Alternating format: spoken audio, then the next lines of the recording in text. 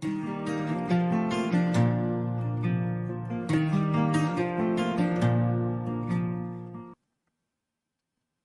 and welcome into my latest live video. Today is the 7th of July, 2021. My name is Kerry Holzman and thank you so much for joining me today. Going to get started a little bit early and give people time to jump into the chat room. Going to put a restriction that people need to be subscribed to the channel, at least on this video, for at least 8 weeks in order to participate in the chat room. That'll help prevent some of the attention seekers that we seem to draw from time to time, or just one really lonely attention seeker who's trying to appear to be multiple people. But be that as it may, this is the internet, and so some restrictions have to be put in place. The next step will just be charging people to participate. But hopefully, we won't have to go that far. So we'll see how it goes today. Welcome in, everybody, and thank you guys again for joining me tonight. I want to show you how you can save money building a computer. And there tends to be a pretty basic rule of thumb on this that, well, you just build something cheap, build something crap, buy the worst possible components you can get, and it'll be more than likely a regretful experience for you. I'm still kind of getting over a little bit of a cold, so my voice is a little off tonight, so appreciate you bearing with me as I power through this. I was going to say steamroll, but anyway. Tony Wallow contributes 99 cents, kicks us off with our first contribution tonight. Thanks, Tony. All right, so here's the deal. There's a very common belief that to save money, you do what everybody else does. Now, I've already explained to you that in my world, in the way that I was raised, when you see a group of people all doing something, usually it's the worst possible thing you can do to join in. Think for yourself is what I'm encouraging you to do. And also try to think out of the box. Take a different approach. Rather than going with the crowd, going with the flow, rather than taking the least amount of effort, you can exert a little brain power and very easily discern what has been in front of your face and in front of everybody else's face the whole time. Now, what I'm about to tell you can save you hundreds of dollars, and you're probably not going to hear this anywhere else. And this, of course, applies to folks that live in the United States. I don't know about how these services work outside of the US. But you can buy good quality components and save a lot of money without sacrificing quality, without having to buy the crap, if you do the opposite of what everybody else does. So your question then is, what does everybody else do? Jason Willis contributes $5. He says, I watched your BIOS update of the HP twice and I learned a lot. Right on, Jason. Thank you. Thanks for supporting the channel here. So what's the big trend these days? This kind of stuff, right? The LED lights, the case with the glass panel or a see-through panel on it. I got a liquid cooler in there with a little RGB monitor that we put a display in there that shows an animated GIF. And all that stuff is high dollar, and some of it's very hard to get. The LED lights that are moving up and down, those power lights, power cable lights, those are $50 with a limit of one per person. So not only is it extraordinarily expensive, they're even restricting how many people can buy. And I don't recall living in a time where so many people had so much money and so many people claim to have $0. It's very strange. A buddy of mine went to trade his car in to the car dealer, and the car dealer lot was empty, and they gave him top dollar for his car. Super easy. They wanted his car bad. Appliances, went shopping for a stove and an oven.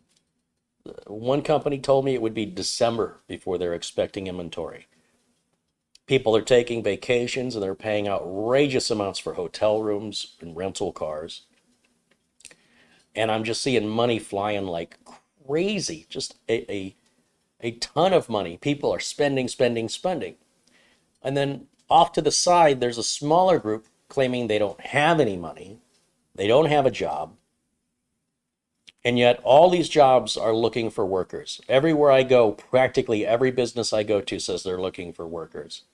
So why are these people not working? The best conclusion I have for most of them is they say they want to work, but when it comes to actually working, they don't want to actually work. They want the money.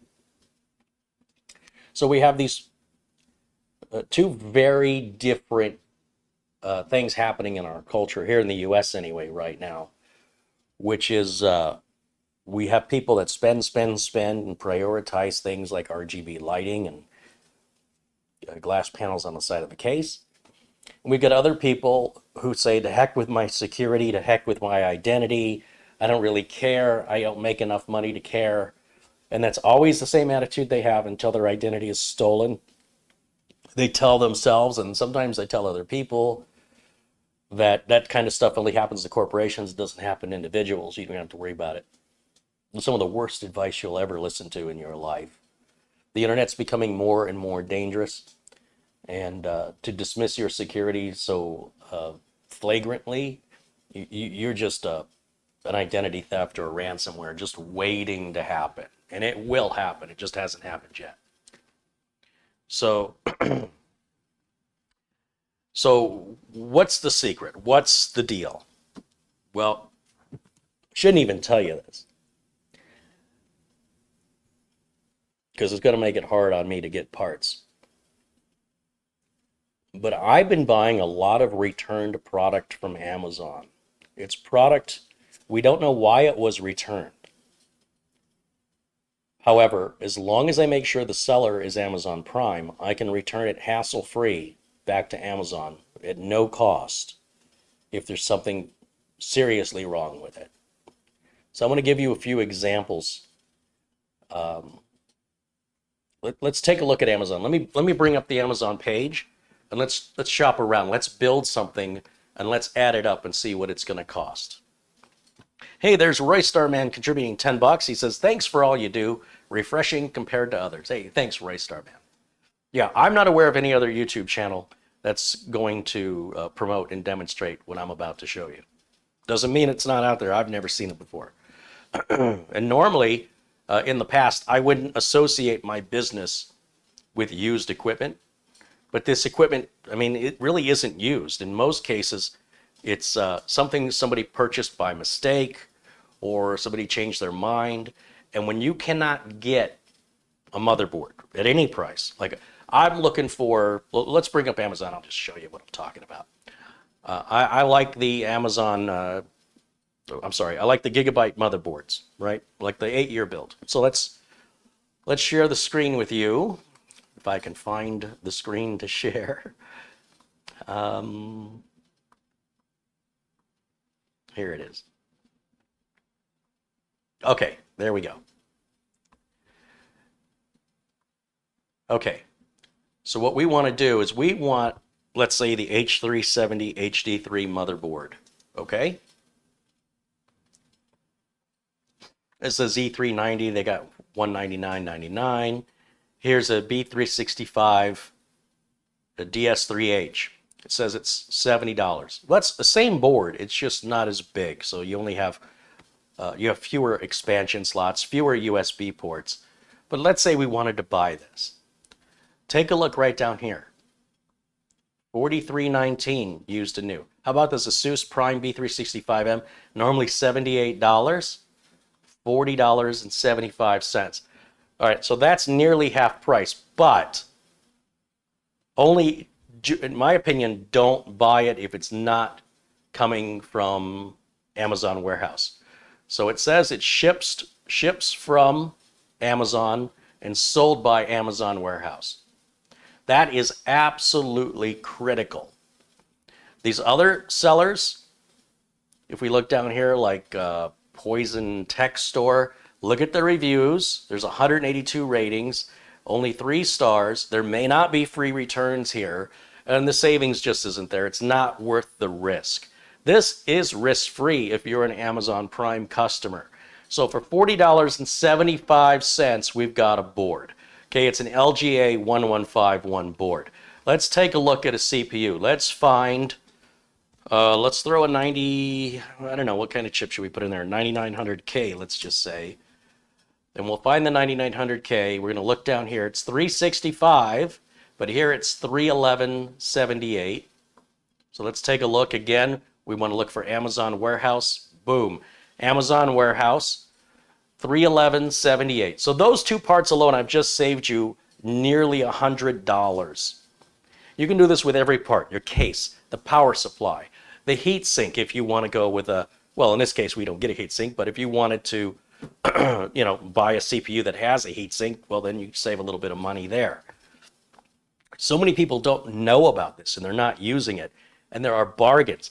Most RAM that is sold today has a lifetime warranty from the manufacturer. So even if the RAM is bad, and even though you could send it back, why would you? You could just send it back to the manufacturer and they'll send you a brand new kit of RAM. Now I want to show you some of the items that I have ordered doing it this way. Almost everything, 95%, is spot on perfect. But I've had a couple of things that have physical damage. So this heatsink from Side, this is a Mugen 5.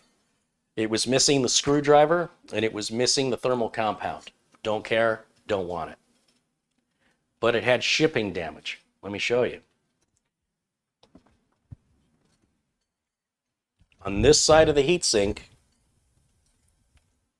you can see the fins are pretty bent up. Now I have done my best to straighten them out with some needle nose pliers and a straight edge screwdriver.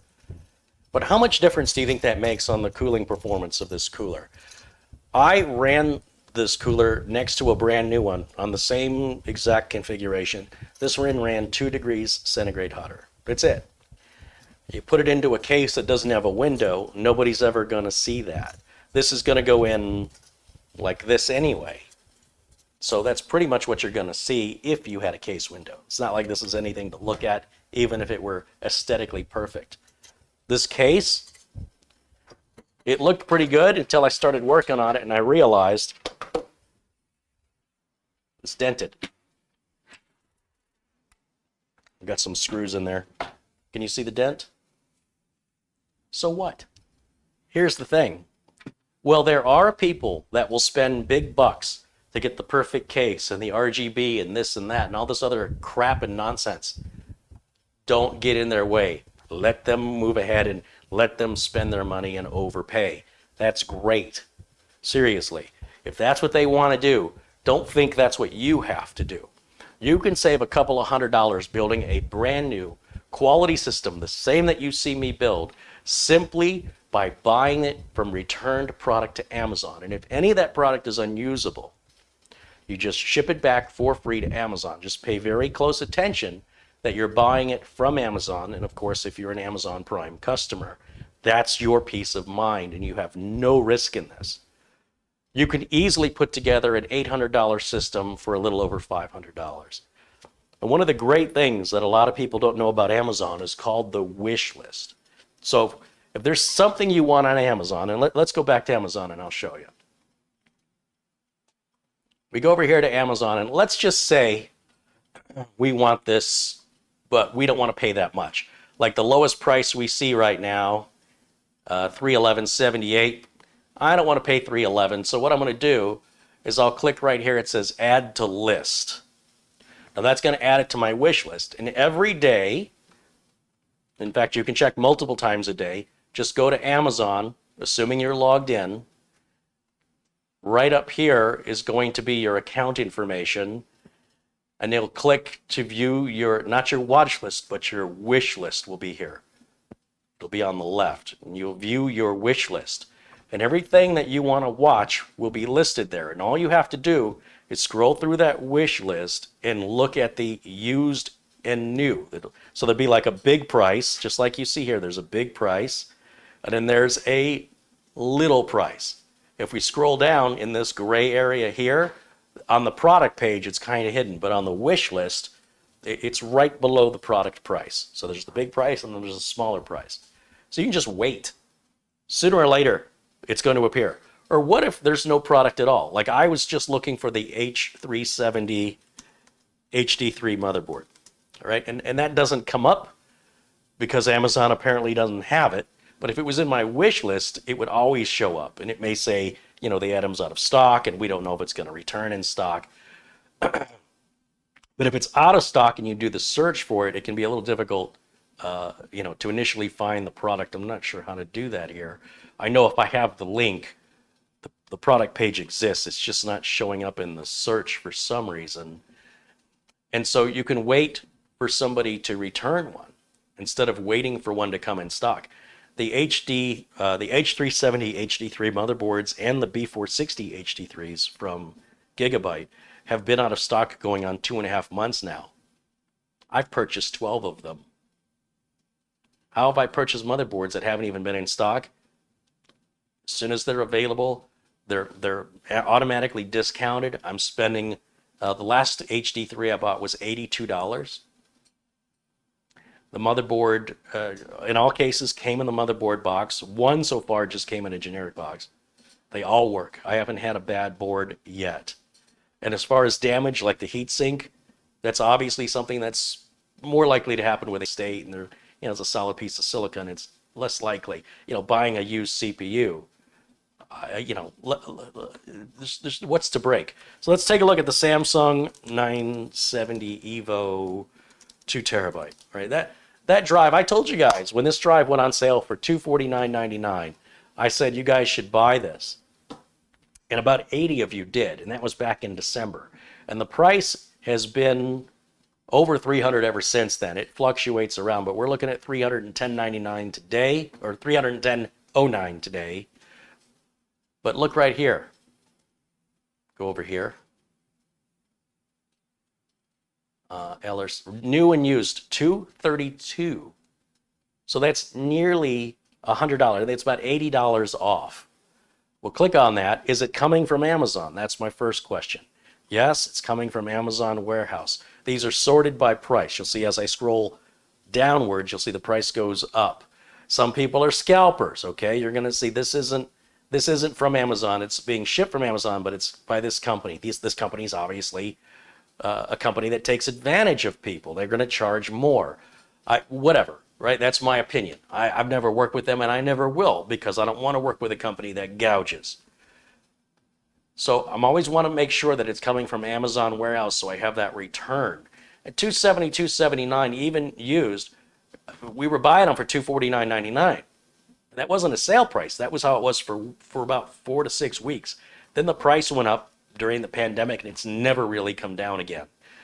So if I wanted to, I could buy this one solid state drive, that's the Samsung 970 EVO, for $232.25, and if anything is wrong with it, I can contact Amazon and send it back. In fact, I don't even have to contact them. I just go to my account settings, say I want to return it, and oftentimes you just have to take it to a UPS store or a Kohl's department store, and in most cases you don't even have to repack. You put it back in its box, but you don't have to address it or package it in an envelope or a box. A lot of times you just get a QR code and you go to the UPS store or the Kohl's store. You hand them the product in the box, not the shipping box, just the product box. And you show them the QR code email. They scan that. And what they do is they box it all, you and all the other customers that day. It all gets, each item gets put into like a little bag. And each bag has a sticker on it that is printed out based on your QR code, and that whole thing gets shipped to Amazon. I don't know how often they do that, but they probably ship it by the pallet back to Amazon.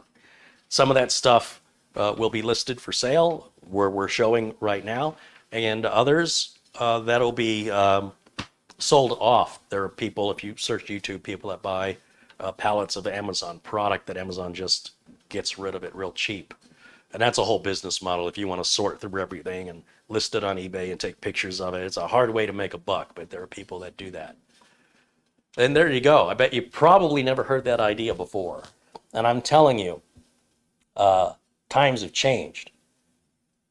There was not too long ago, I said, I'm not going to sell any used parts. It's too much risk on my business. But now I can't get the boards. This is the only way I can get them. So either I'm going to lose the sale, or I order what I can get, build it, test it the same way I do anything else, give it the same warranty, everybody's happy, and there's more profit margin in it, far more profit margin. Nothing I have bought used, and again, I hate to call it used, it's really just returned product. None of it has been bad. This is the physical damage on this heatsink and on this case is the worst I've seen. And if you're one of those people that wants a showy, glitzy computer, then open your wallet. But if you just want a good quality computer and you want to save a few $100, who cares what it looks like? Nobody's going to be looking inside of it. Nobody's looking at the top of your computer. And you'll be laughing all the way to the bank. You know why I don't have a Tesla? Because I can't afford one. And so if you want something like this, crank out about $4,500 and be prepared to wait for some of those products to come back in stock. If you want to build the 8-year build and you want to build it cheaper, but without sacrificing any of the quality of the components, you can get all the same components. Just be patient and watch for them at Amazon Warehouse, and you can save, I would guess, at least $200 on that build. So you could build it for around $500 without any compromises. And you know, all the spare parts that come with these side coolers, I'll be honest, I have never, ever moved any of these coolers from an Intel to an AMD platform. So as far as I'm concerned, as long as I have the mounting, by the way, everything has had it. Like, I don't know whose job this is at Amazon, but they're doing a great job. Every screw and every wire hanger, everything has been in there. The worst was one didn't come with a screwdriver, and I've got about 15 of those. So I don't need another one. And it didn't come with a thermal compound, and I've got a bunch of that, so I don't need that either. And the customers are not using the other mounting kits for the other hardware. It's never, ever happened. And I'm now starting to throw that stuff into the recycle bin rather than give it to the customer. So all the AMD mounting hardware in here is trash for the systems I'm building. I used to save it and give it to the customer. Not anymore. Times are changing. When a customer wants to change a system from, let's say, an AMD to an Intel, we're going to be buying them a new cooler. We're not going to be, I mean, obviously, what you do is your choice if you want to save stuff. But this whole concept of saving all these components in boxes, it doesn't make sense anymore. We live in such a state of a commodity where you just sit there and it's consumable. You just buy another one. It's so cheap.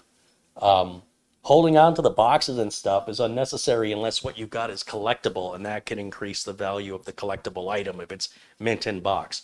For the rest of us, Amazon will take this stuff back without the box in most cases. I've already demonstrated that. You know, when I got a motherboard in a plain brown box, but again, all I need, if I order a motherboard, I just want to make sure I've got the I/O shield and I've got the board. And even though the boards have included the two SATA cables, they have included all the M.2 screws, except one. One motherboard was missing one of the M.2 screws, but it had the 3 M.2 slots right on an H370. It's got the M.2 for the Wi-Fi. And so that one little screw was missing. I never use it. None of my customers ever use it. Doesn't matter. We can do without it. It's not even missed. You wouldn't even know your system performance isn't affected. Seriously, that is a huge, huge money saver. And it's a lot of fun to wake up, go to Amazon, pull up your wish list, and just look at what's going on with the prices. You can find AMD CPUs, AMD motherboards, RAM, solid state drive cases, power supplies, whatever you want. Somebody's returned it. And then you make sure you're getting it from Amazon Warehouse. And I'm assuming you're an Amazon Prime customer. And then you have peace of mind. If there's anything wrong with it, you just send it right back. It just costs you a little bit of your time. I think that's a pretty good trade-off, especially given my success rate with this has been fantastic. You know, the amount of money that I have saved by buying these returned products, I could throw this case in the trash can, or I could gut it for parts just to have spare PCI slots, screws, the fans. There's 2 fans in here, the whole front panel I/O. I could take all of that and gut the rest of this, and I'm still ahead of the game. I'm not going to. I mean, it's still a good case. So what? It's got a dent in it. Who cares? Who cares? Are you building this for you? Or are you building this for your friends so that they're going to be impressed by you? Anybody can spend money to cause people to be impressed, right? But a lot of people, when somebody sees you flexing, when they see that you've got some super high-end and rare thing, they're not impressed. They think you're a jerk. So a lot of times you can impress people more by having what appears to be a dented, beat-up machine, but it's brand new and it's running faster and more reliably and quieter than the machine your buddy spent so much more money for. I'm telling you, man, you heard it here. So there goes my inventory, I suppose, but I've had enough. Like I've had about at least 12 of those H370s. I've got 3 of the B460s. Those B460s are out of stock. But while they've been out of stock, I've been able to buy 3 of them. Just returned product. All of them are 100% working. A used CPU? Give me a break. Give me a break. Ain't nothing wrong with a CPU. I'll take it. There's nothing to break. So unless somebody, fraudulently did something to the CPU to disguise an older CPU, but you're going to know that when it fits in the socket and whether or not it turns on. And because it's coming from Amazon warehouse, if that's the case, customer service at Amazon is going to take care of you, guaranteed, every single time. So I just think it's amazing how much used product I am able to buy. I'm like the only one doing it. As far as I can tell, I can see a motherboard and it'll be available for a week. And I'm like, well, I guess nobody else is going to buy it. I'll buy it. And while people are complaining they can't get their hands on stuff because it's not in stock, you've got other people who don't have a clue what they're returning. They don't know the value of what they just returned. And the fact that you can get that for less money, and a lot of the stuff you don't need anyway, will more than likely, if anything's missing, it'll be stuff you didn't want anyway. It'll just be maybe some paperwork, or maybe, like I say, the screwdriver that in the Mugen 5. I bought 3 of those Mugen 5s used. They were all in great shape except this one. I even picked up a couple of Noctua coolers used. I think I've got them back here. Yeah. Look at this. I haven't even opened this one up. It says Amazon warehouse. This is how it looks. What do I care what the box looks like? It's going in the recycle bin. Who wants the damn box? Let's see what's in here. I'm very confident because, like I said, my success rate with this is equivalent to the new stuff. Like, I can get brand new stuff that arrives damaged in shipping. I've had cases brand new arrive dented. Come on, who are we kidding? I've had brand new power supplies. Don't work. And yet, this stuff all seems to work, and my success rate on this is crazy. Like, I don't know how many products I've purchased, 40, and I've had like 2 items that they work, technically. They're just aesthetically challenging. But let's take a look what's in here. Okay. There's our box. Does it look like anybody ever used this? All the Intel stuff is right here. So even if, and it's not missing the AMD stuff, but even if it were, who cares? That's all going to go in the recycle bin for me. As long as I have my Intel mounting bracket. There's all the AMD stuff right in there. Looks like it was never used. Let's take a look at the condition of the heatsink. Again, the cardboard hasn't even been bent open. This looks brand new to me.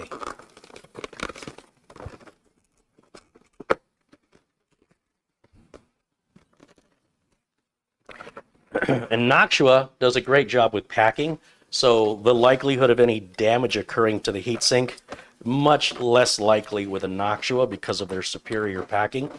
I also like that Noctua uses all cardboard. There's no plastics. The cover is still on the bottom. On a couple of these sides, the cover was missing, so I get a Q-tip and rubbing alcohol and I clean it. On the used CPU had no thermal compound on it, so it looks like it was never used. Because even if you clean it, you can tell somebody used it. The CPUs I've ordered were, in both cases when I've done that recently, they were brand new. This heatsink has no damage. It's 100% perfect. This is a brand new heatsink. I saved, I think, $30. This is a 90, what is this? A $90, oh, this is the Chromax. Forget how much this is. $80? And I think I picked it up for 58. It's one of several that I've purchased. The only thing that's important is you don't sit on it too long, you know. Open it up and inspect it and check it while you're still within your easy return period with Amazon, which is pretty generous. It's usually about 30 days. That should be plenty of time. But that's brand new. It's brand new. I don't know what to tell you, man. I don't know why these people are returning stuff, but the fact that they did, when these are sold out and you may only be able to get them used and you can save money, what's the downside here? And in this case, there's no aesthetic damage. No one would ever know. But be careful. Always make sure you're getting from Amazon warehouse and watch out for those scalpers. Just because it's listed as used doesn't mean it's going to be a good price. Then on top of that, Amazon will sometimes run specials where if you buy something from Amazon warehouse, they'll take 20% off during certain days. I don't know the frequency that they do that, but that does happen as well. Let's see, I've missed a couple contributions. Doro contributes 500 Swedish krona. Hey, Doro, thank you for your contribution. Hey, there's Planet Cryos with a $25 contribution. Thank you for that, Planet Cryos.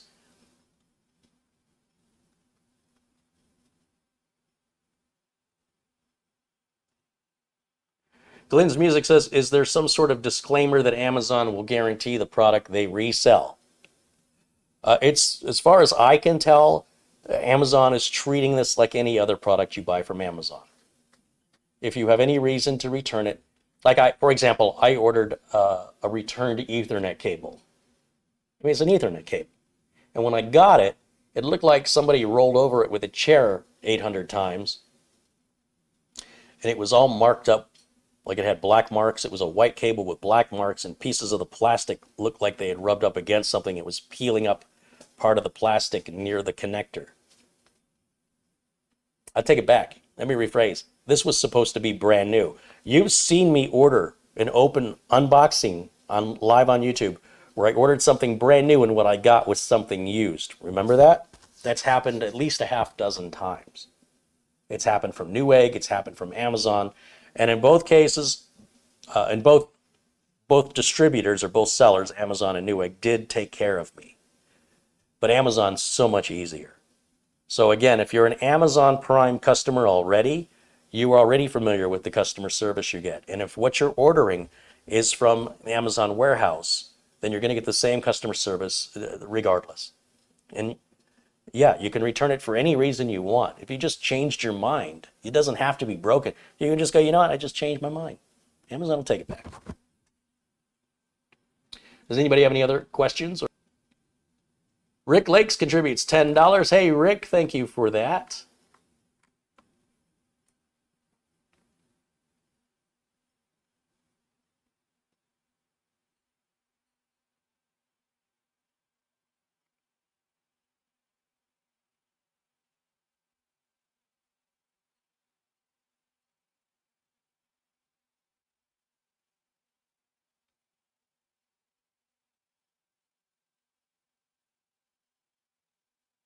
I'm looking to see if anybody's got any questions in here. I'll do my best to give you answers.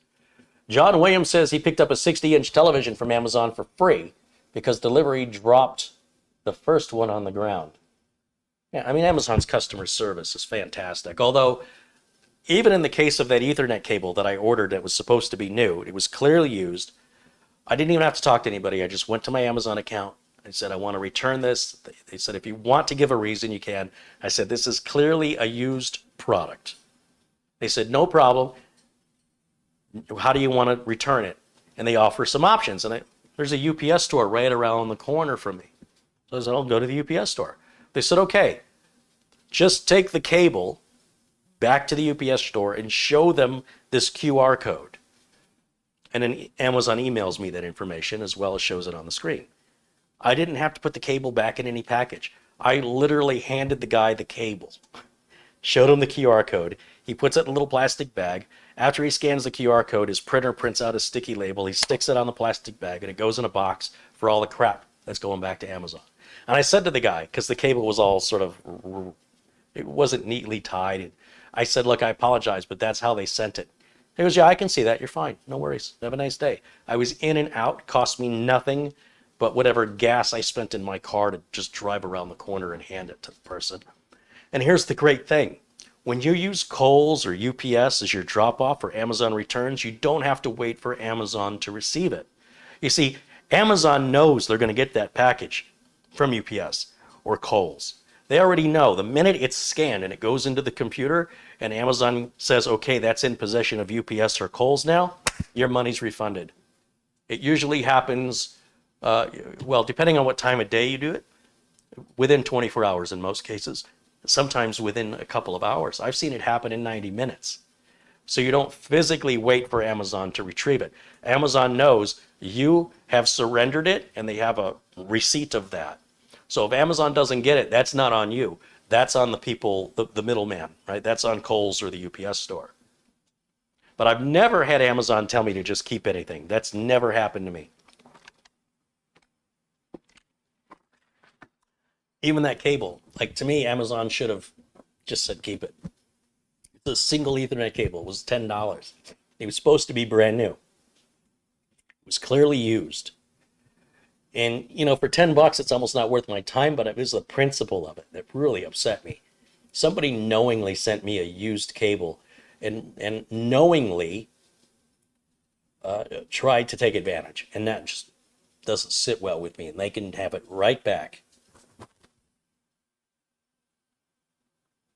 Rakshit Patel with $2.99 says, as always, thank you for sharing your knowledge. Hey, right on. Thank you so much for contributing to the channel.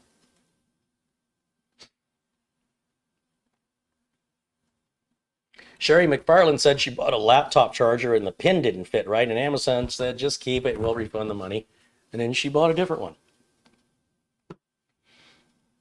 Viper J says, always enjoy your content, Carrie. And Viper J contributed $5. Hey, Viper J, thank you for that. Mike says, Carrie, I hope you're feeling better. I'm getting there. It's still a little lingering, but it's on the way out. I'm going to be broadcasting from Studio A maybe tomorrow, definitely on Friday and Saturday. And we'll see the dogs again, Jimmy and Lyle. And it'll be nice to be in the studio where the air conditioning works better than this place. So there'll be some more videos coming up here very soon. More live content to join in and participate with in the chat. Bill Chandler says, hey, Carrie, it's been a while since I've had a question for you, but thanks for this assist. Is there a setting or, he says, my PC seems to auto restart as often as once a day. There's no setting for that except Windows updates. There was a very important update released today, very critical update. And if you don't manually get it, it will download that automatically and apply it, and then when you're not using the computer, it should restart it. But you'd have to look in your event logs to see why your computer's restarting. In most cases, it's a restart that's occurring because of Windows Update. If this is an ongoing problem, could be power supply that's going out or bad RAM. In most cases, those are the two more likely components that cause that. Something like that, anytime it's intermittent and we can't make it happen on demand, it can be very, very difficult to track it down. But there was that very important update. If you haven't gotten it, I suggest you go to Windows Updates ASAP and get it. This is a critical security vulnerability. And while it doesn't solve it 100%, it pretty much makes it far more difficult. Right now, if you don't get the update, you're just a sitting duck. So out of band updates, where Microsoft, typically releases updates the second Tuesday of the month, when it's something this critical and this important, it will happen with or without you going to get it. And then your machine will reboot on its own. And it'll usually notify you that it's about to do it. But you can look in your event logs and you can see if your system did restart knowingly or if that restart was unexpected. An unexpected restart would be some kind of a hardware fault. Like I mentioned, bad RAM, bad power supply are the two most likely candidates. But chances are you did have something that was wanting to restart. But again, without more information, that's the best I can offer you on that one. Gene Jonan contributes $25. Hey, Gene, thank you for that. Let's make sure Gene is blue in here. Appreciate your contribution to the channel. Katrina Ireland with $5. Thank you, Katrina. AID contributes $5 Australian dollars. Says, hey, Kerry, longtime viewer. Always enjoy the videos that you post, both informative and interesting. I hope you are feeling better, sir. Hey, right on. Thank you, AI. Mike Ladd with $10 says, I got a motherboard replaced from Amazon Warehouse. 3-day turnaround. Cost me nothing in postage. The new board is flawless. And this is good tip. This is a good tip for the masses. That's from Mike Ladd. Hey, Mike, thank you. Thanks for sharing your story and supporting what I'm doing here. Jason Cordry with $10. Hey, Jason, thank you for your continued support as well.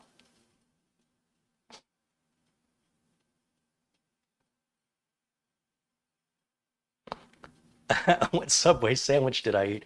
I'm a very picky eater. Squirrel.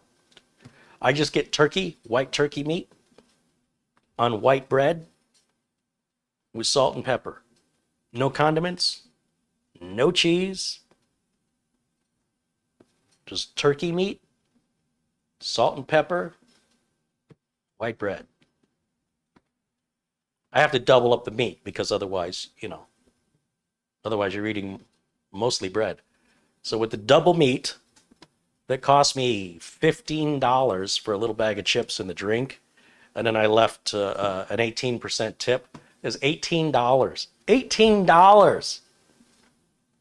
I could have got a giant pizza for $18, but that's the old man, it's only money. I didn't want to cook, I didn't want to clean, and I wanted to broadcast, so I needed to get something quick. That's the first time I've eaten today. It's go, go, go, busy, busy, busy. And I think it's important to eat if you're not feeling well, if you've got a cold. Is it feed a cold and starve a fever? Starve a cold and feed a fever? I can't remember, but I think you're supposed to eat. It's quick, it's easy, it's off to the side. I was going to say out of the way, but I mean, it's out of my way. And there's Subway stores everywhere. But I can't believe how much money it cost me. $18. It's crazy.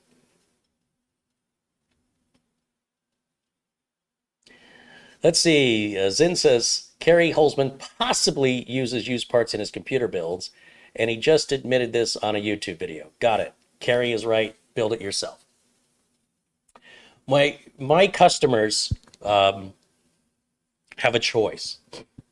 And the choice is I can build them something brand new currently during the pandemic, or I can build with what parts I can get. I don't, you should know me well enough by now that I don't do anything sneaky. My customers are well aware of what they're getting. And for those customers, of course, the price is adjusted and the same warranty applies. All of my customers are like, basically they all say the same thing, which is, I don't know about this used stuff, but if you say it's good and it passes all your tests and you're warrantying it, we trust you. I say, well, you don't have to. You can wait until parts come back in stock. Motherboards like the H370, HD3, and the B460 HD3 have been out of stock over 2.5 months. Customers are like, we can't wait 2.5 months. We need it. I'm like, well, this is what I can do for you. I've also been giving away a lot of machines to viewers who have been regular and generous contributors. And so I'm trying to put together machines that are worth giving away, and I'm building them as cheaply as I can build them. So I have no qualms about sending, basically nobody's getting anything for the most part brand new. There may be a couple of brand new components, but overall it's a used computer and they're getting it for free. So yeah, just a horrible person. Yeah, I said it live on YouTube. Yeah. So it's really nice when people have this real negative venom that they spit at you, and they've never been a customer and they've never given you a penny of their money. They've never supported you, and all they want to do is criticize.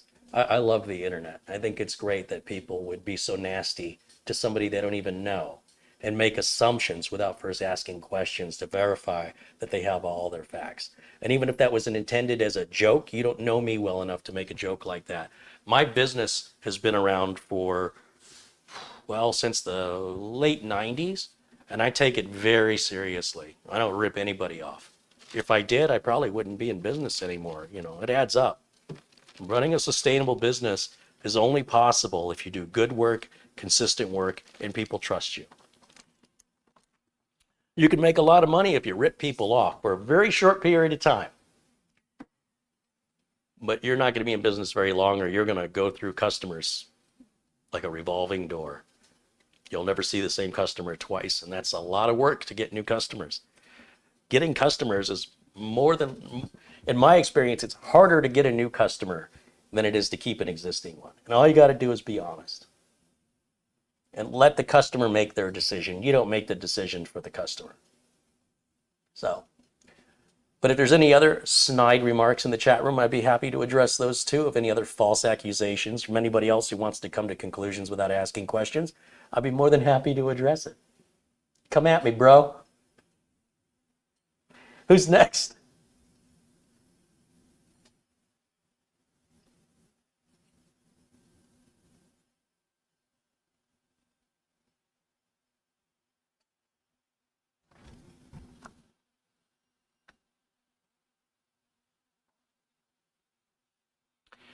Corvo wants to know when I'm expecting the new NVIDIA GPUs to come back to normal price. I don't have any idea. Your guess is just as good as mine. I don't guess any better than you can. If you want to roll a dice and tell me what number that dice is going to roll as, I'm no more qualified to pick the right number than you are. And Glenn's Music said I should get my lunch from Amazon. Lightly used turkey sandwich. 20% off. I didn't know it was 20% eaten.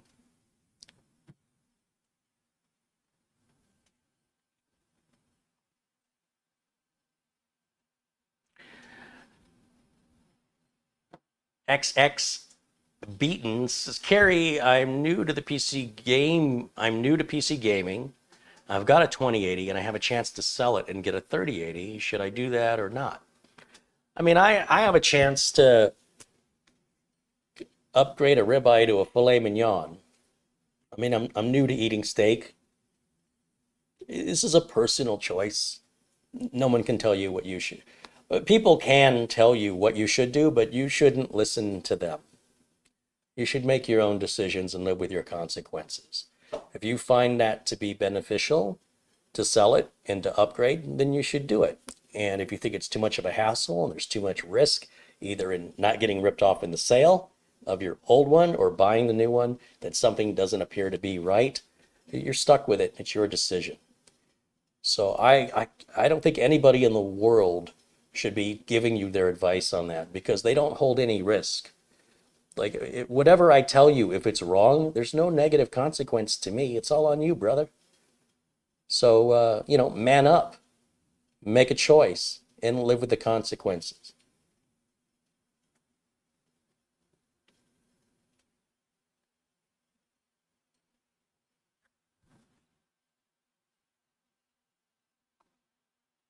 Red Dragon with a $5 contribution. Hey, Red Dragon, thank you for that. Good to see you again, my friend.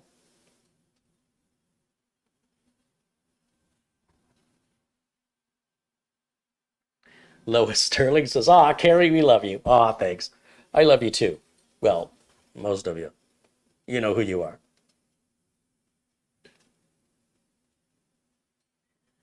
George Frugio says, Carrie, where can I find your video about Hyadoc to download, install Office ISO without the key? You can't install Microsoft Office. Well, let me depends. If you want to download, these are two different things. If you want to download any of the Microsoft ISO images, just type in HEI doc into Google, and that website is the utility that you'll use for the official Microsoft ISOs. Now, when it comes to installing them, with Office 2019, for example, you don't have to log into Microsoft, you don't have to create an account, and it will install. When you download the ISO, you just double click on it where it's an IMG, and what it'll do is it'll mount it as a virtual CD drive, and you'll run the setup and it'll install. As soon as it installs, you have a trial period that kicks in. It's going to ask you for an activation key. If you don't have the activation key, you can just cancel that, and then it'll just harass you and tell you you can use Office. I think it's like you can open and close Office like Word, Excel for 30 times or something like that.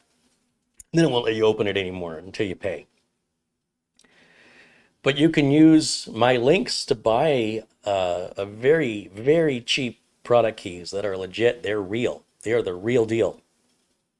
And you don't have to call Microsoft. You don't have to play any games. You just punch the code in, you activate it online, and it works, and it stays working. Now, if you want to try and reinstall it, it shouldn't be a problem on the same computer. But the minute you try and move it to another computer, it's one license per computer, and that's true of anything but the retail products. But just go to HEIDOC in Google, and that right there is the product link, and it should be pretty obvious how to use it. Any other questions? Don Allen with $5 says, hey, Carrie, have another Gatorade on me. Hey, thank you, Don. I think I will. This Coke is not tasting good anymore, and I'm kind of done advertising for Subway. So let me just step off camera here for a minute and get to the old Gatorade. This Coke is, the Coca-Cola is giving me dry mouth, so. Thank you.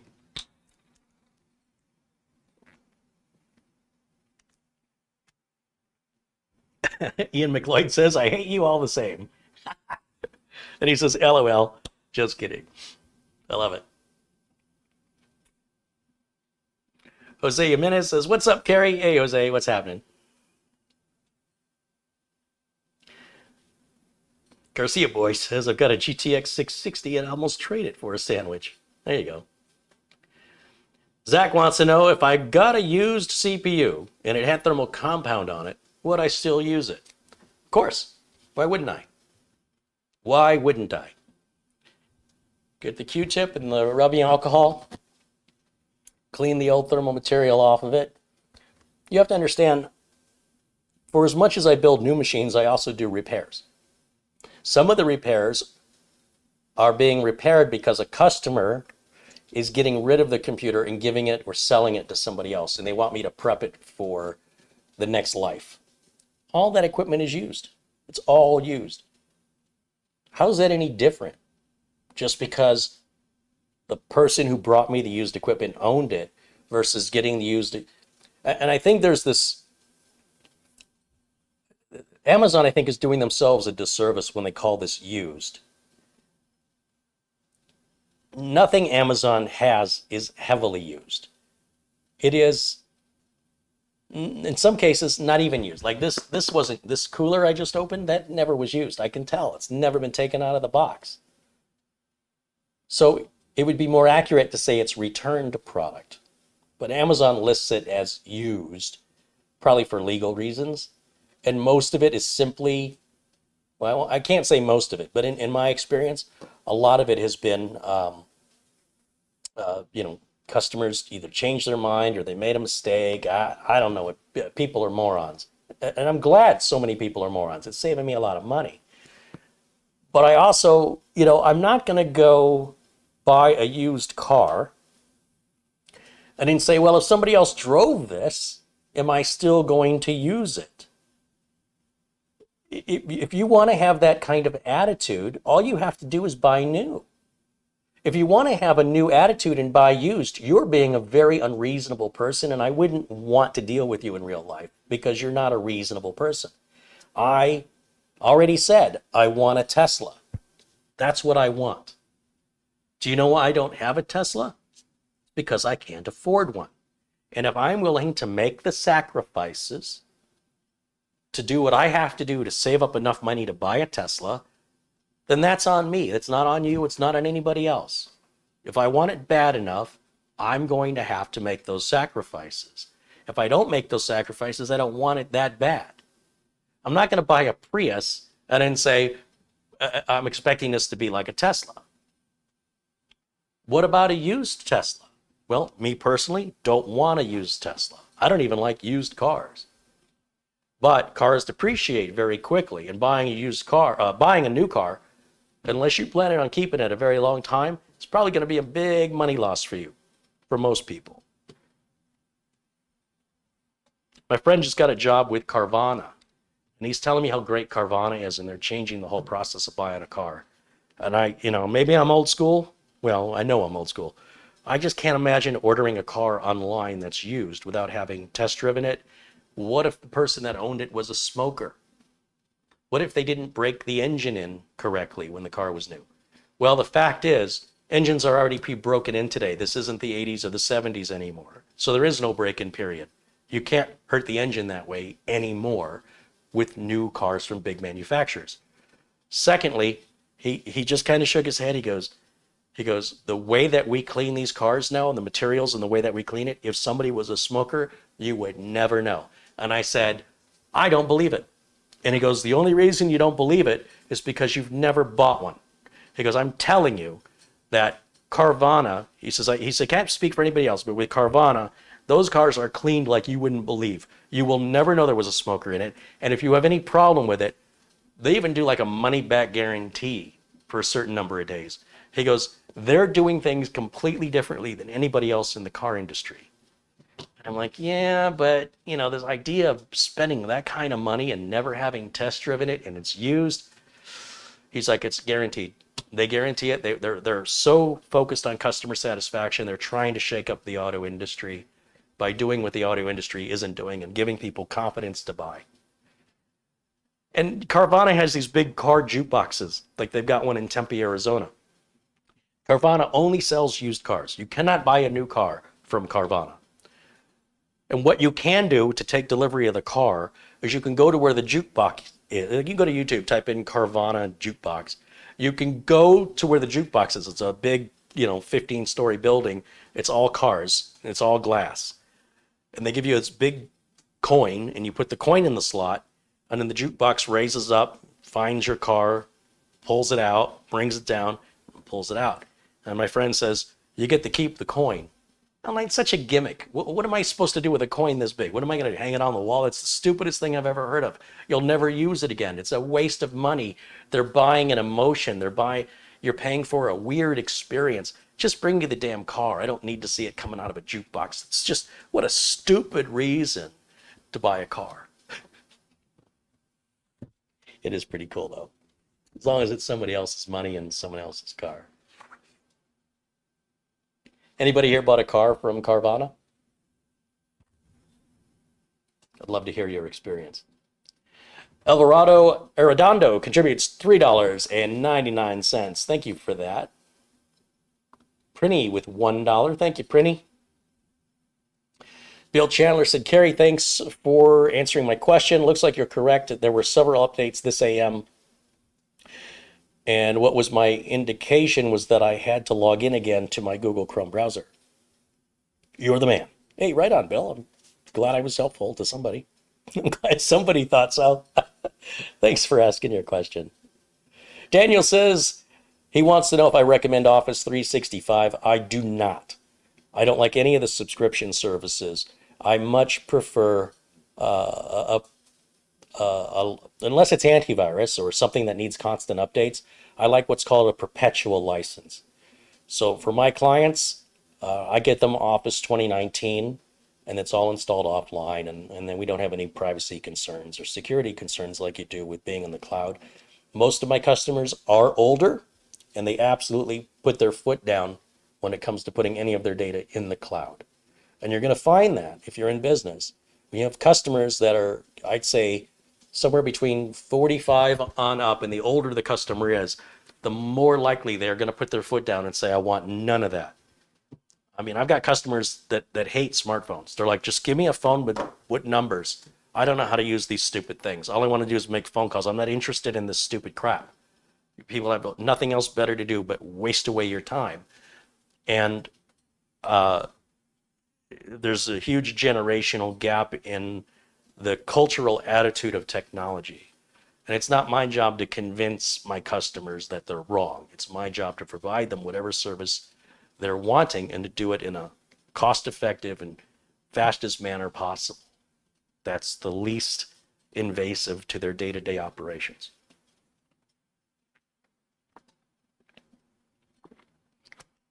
Personally, I have all the versions of Office I've had, everything from Office 99, 2003, going up to 2016, 2019, and 365. Me personally, I freaking hate Office 365. But that's the future, and that's the way things are going, where things are just going to be subscription only. And when that happens, that's fine. But I don't need to be jumping ahead to that. When it's forced on me and I don't have a choice, we'll talk about it then. But for now, we do have a choice. And my choice and the choice of most of my customers is to pay for it once.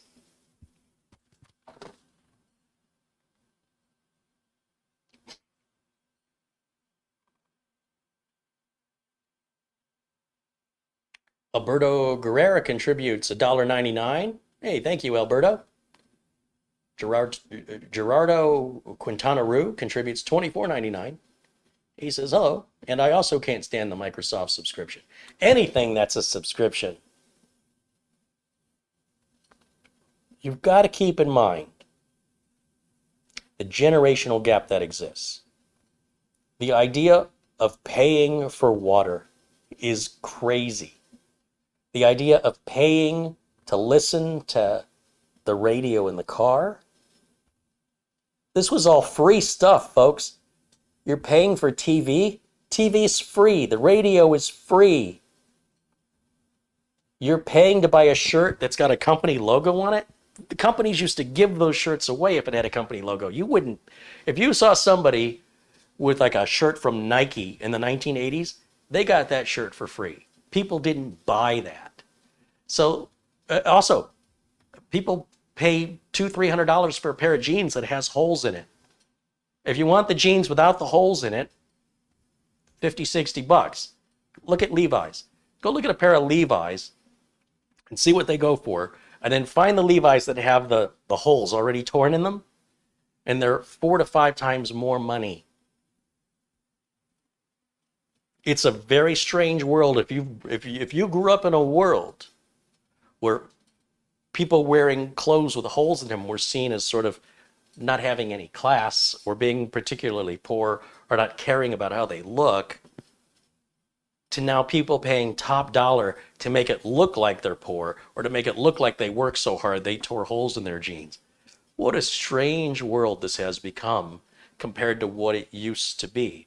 If you come into this world like this, you don't know any better. And then 4 decades on, this happens to everybody.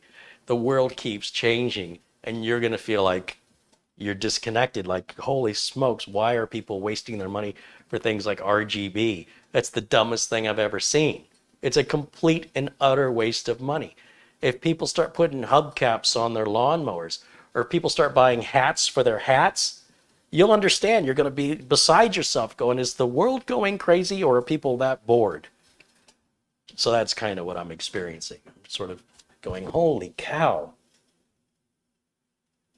It's bizarre to me knowing how tight money was and how tough it was to acquire anything, that I see people going through stuff.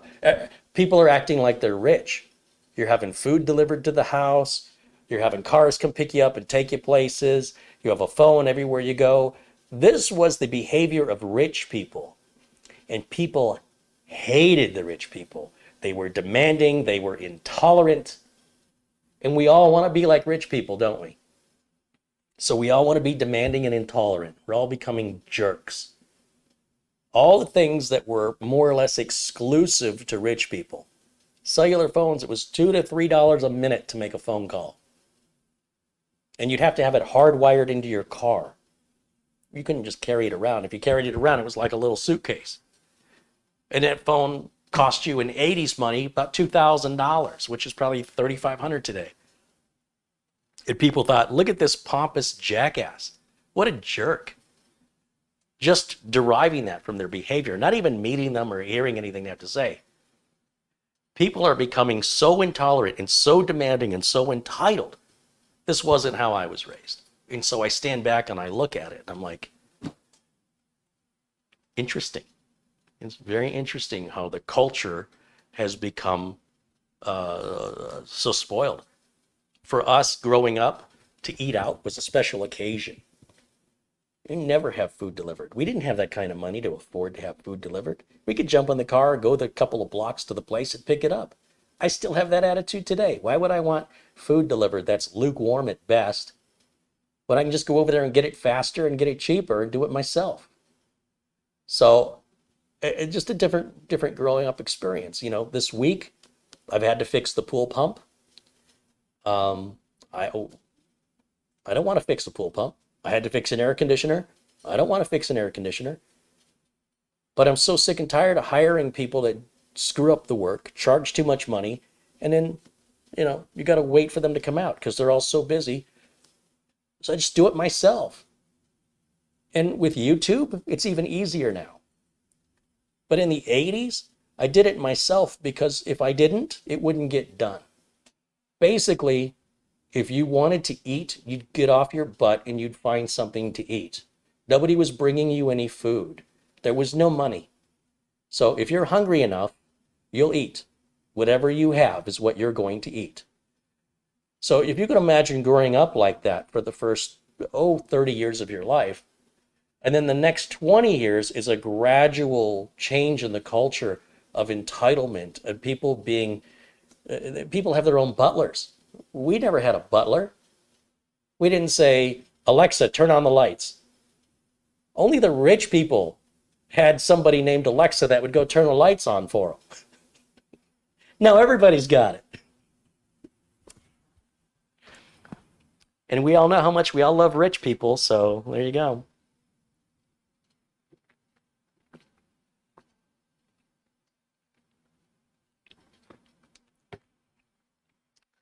Sorry, went on a squirrel moment. Old man squirrel moment.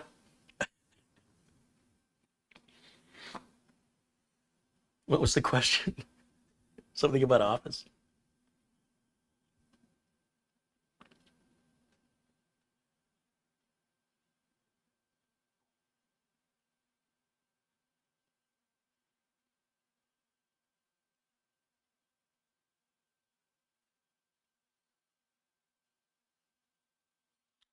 And I'll tell you what, the other thing that I find really funny is how people complain about something and then continue to use it.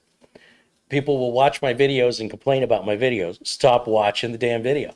They didn't pay anything for it. They have no right to it. People will follow somebody they don't like on Twitter. Why would you do that? It's like self-harm.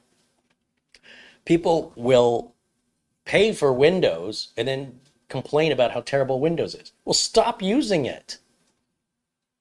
People will complain about Gmail that they're getting for free. Privacy concerns. It's free. Nobody's forcing it on you. If you don't like it, don't use it. Get off your butt, start your own email service. If you got all the answers, show us how it's done. In the meantime, unless you're paying for something, I'm not interested in whether or not you like it or not. And that's called entitlement. When you think that you are deserving of something, that it's some kind of a God-given right, that just because you exist, it has to pass your qualification of approval. That is the ultimate in entitlement. Like, who are you and what gives you that authority? That is something that people with money can do. Or if you bought something and you feel like you got ripped off for what you paid, you have a justifiable and reasonable reason to be upset. But to take something for free that you don't have to have, that you can live fine without, and then do nothing but complain about it, do us both a favor. Stop using it. And if you can come up with something better, do it. And if you can give it away for free, I'd love to see how that's possible. Teach us all how smart you are. Show us how dumb we are. Come up with something better than Microsoft Windows and give it away for free, and you invent that. Or you can just accept what it is, understand nothing in the world is perfect, and if you don't like it, don't use it. Go to Linux, go to Mac. Get offline and just use your phone. Use a Chromebook. Whatever it is it's going to take. The world owes you nothing. David Starbuck with 20 bucks says, get off my lawn. It's damn right. Respect my property. It's not your lawn. Stay off of it. Show a little respect. Show a little common courtesy. Go on your lawn. You got lawn over there. Am I standing on yours? Well, don't stand on mine. It's common courtesy. I'm not poking you in the eye. Don't poke me in the eye. We all get along fine.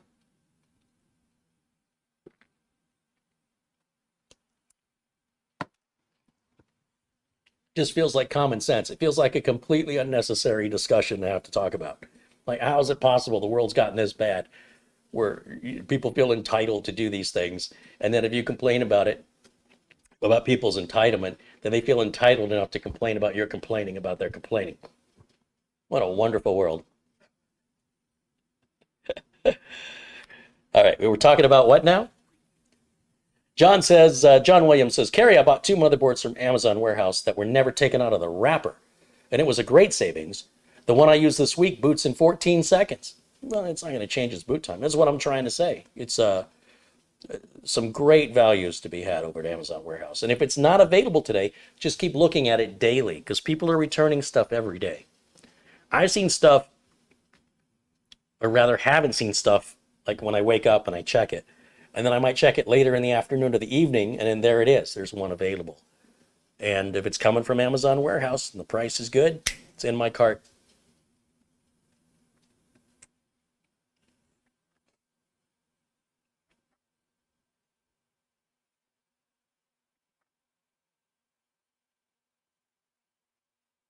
Yo-Yo says, I don't think it's unreasonable to expect to not be spied on or have your privacy invaded, whether or not it costs. I disagree.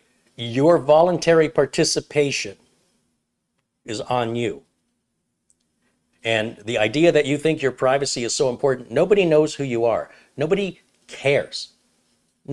It's such an overblown sense of self-importance that many people have today. We don't know who you are. We don't care what you're doing. All those people who complain about their privacy, do you know who any of them are? Do you give a rat's behind? Nobody cares what you're doing. Get rid of your self-importance. You're not that important. I'm sorry. You want to become somebody who people know who you are and they respect your opinion on stuff, become a politician, become a celebrity, then we'll be interested. Otherwise, don't play the game if you don't like the game. Nobody's forcing you into the game. Get out of the game. If you're going to join the game, you're going to play by the same rules as the rest of us. Take it or leave it. If you can come up with a better system, then come up with it. And if you can't, then you accept it the way it is, or don't use it the same as the rest of us. You're not that special. We're all special. We're all treated exactly the same. They don't care. Made that clear? You're not that important to people. Maybe to your family, maybe to people who know you. Outside of that, you're just a number. They really don't care about your privacy. They don't care what you're doing. It's totally irrelevant. Nobody cares. The idea that you think they care is what makes you unreasonable. You got an inflated sense of self-importance that's bizarre. Who do you think you are? Why do you think you're so important? And why do you think anybody cares? It's weird, man. It's weird. The best thing that you have going for you is that you're like the rest of us. So you have a form of security through obscurity. In other words, if you're in a crowd of people and you're just another face in that crowd, you don't stand out in any way, shape, or form. Nobody's looking at you. If I'm on stage giving a presentation, let's say we've got 442 people watching live. Let's say all 442 of you we're in person, and I'm looking out at 400, and let's just round it, 450 seats of people in a crowd. And I've got big spotlights on me so you can see me. Do you think I can see you? So unless you draw attention to yourself, I can't see you. Or I'm glancing over you, but I'm not really looking at you. If somebody said, Carrie, as soon as the presentation is over, I would like you to draw with this pen everybody in the audience. Who was wearing a hat? Where were the males? Where were the females? Where were they sat? How were they dressed? I don't know. None of those people are important. But if the President of the United States was sitting there, I'd see the president and I could tell you what the president was wearing, because the president is somebody. I'm not saying they're a good person or a bad person, but they're a well-known person. So that's going to stand out. And if you choose to make yourself stand out, like a privacy advocate shouts from the rooftops about their privacy, which is the exact opposite of having privacy. If you truly want privacy, you keep your mouth shut and your head down and nobody's going to notice you. Tom Jackson was $7.77. He said, here's to more good times and a Coke. Right on, Tom. Thank you.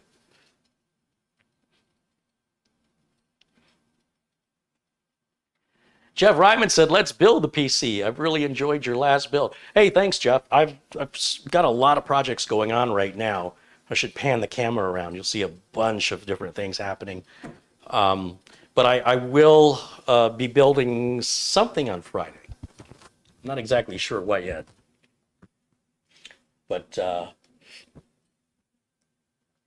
thank you. I'm glad you enjoy the builds.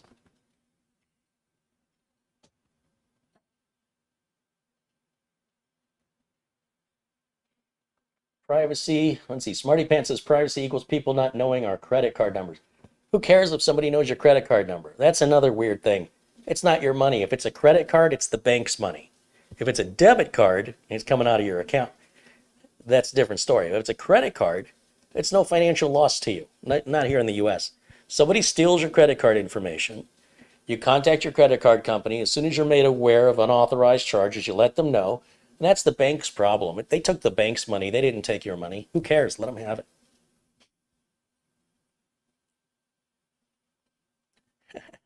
Evidence Savant says, I'm ranting from the pulpit tonight. It seems so obvious, plain and simple. I don't see the need to overcomplicate things without some form of reason or justification. Despite the change in attitude, life is still the same. We still exhibit the exact same challenges in social situations and job situations as we did when I was a teenager. But the attitude has become this, there's a, for lack of a better word, this entitlement. And it was strictly drilled into me, if you can't tell, that you're nobody special and that you can achieve anything you want to achieve in this life if you dedicate yourself to it. If you put the effort into it, there's nothing you cannot do. But if you sit around just complaining and waiting for stuff to happen, you're going to live a very sad, depressing life. So know that you're capable. Know that you can have anything you want, maybe not everything you want. You can be anything you want, but not everything you want. And you will sacrifice a lot of things to get the one thing you really want, or to be the one person you really want to be, right? To have a certain career. You may sacrifice a lot of money in school. If you want to be a musician, if you want to be an artist, if you want to be an author, the only person stopping you is you. But nobody owes you that. You have to get off your butt and make it happen. And you're going to have to practice and practice and practice and practice and practice and practice and practice some more and practice some more. You need to have passion. You need to believe in yourself. And you just need to keep hacking away at it. And it's still not guaranteed to happen. But nobody sits down at a piano for the first time and cranks out Mozart. That's hours and hours and hours of rehearsal and practice. Same with gymnastics. The same with a race car driver. You're not gonna hop into a race car and be a great race car driver. I don't care how long you've been driving. Driving a race car, whole different experience, and there's a lot more serious consequences, and it involves a lot more money. But if that's what you really want to do, you can do it. You may not be able to do much else, but you could do that. So this idea that somehow you're owed something, that'd be great. I think it'd be great. I wish I was owed something. Tell me where you can go to cash that check, because I must have a huge amount waiting for me.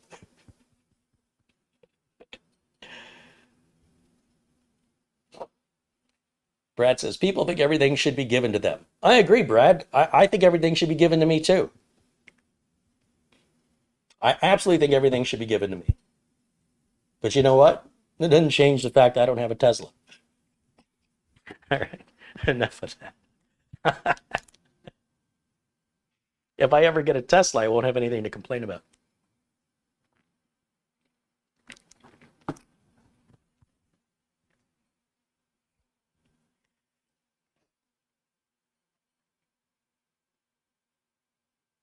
David Starbucks says, part of being successful is knowing what you have to sacrifice to become successful. I also like what Henry Ford said, which is, whether you think you can or you think you can't, either way, you're right. But I absolutely would love nothing better than to sit in a Barca lounger, eating Cheetos and watching TV and have checks arrive at my door. Just money showing up. Have some money. Thanks. Stick it in the pile over there with the rest of it.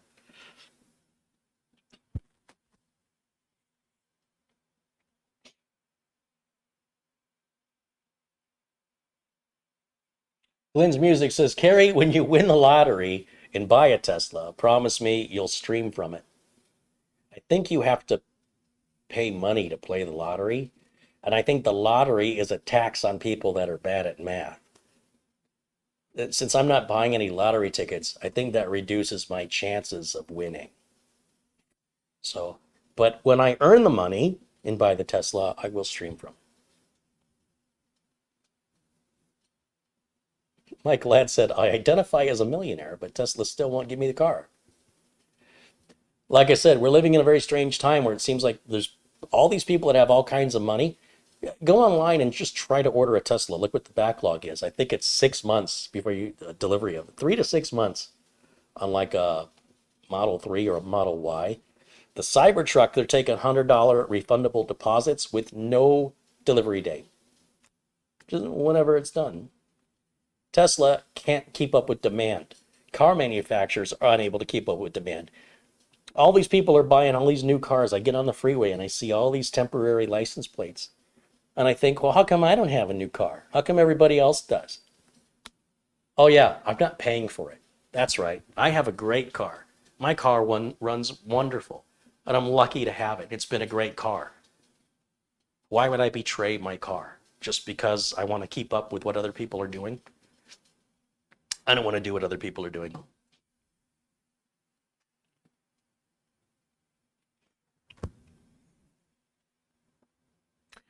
All right. If anybody has any more technical questions? Otherwise, I'll wrap it up. We're about an hour and 20 minutes into this, and really just the gist of it was to make you aware of how you can save a lot of money, get good quality parts, the same as what you see me use, and don't pay those big prices.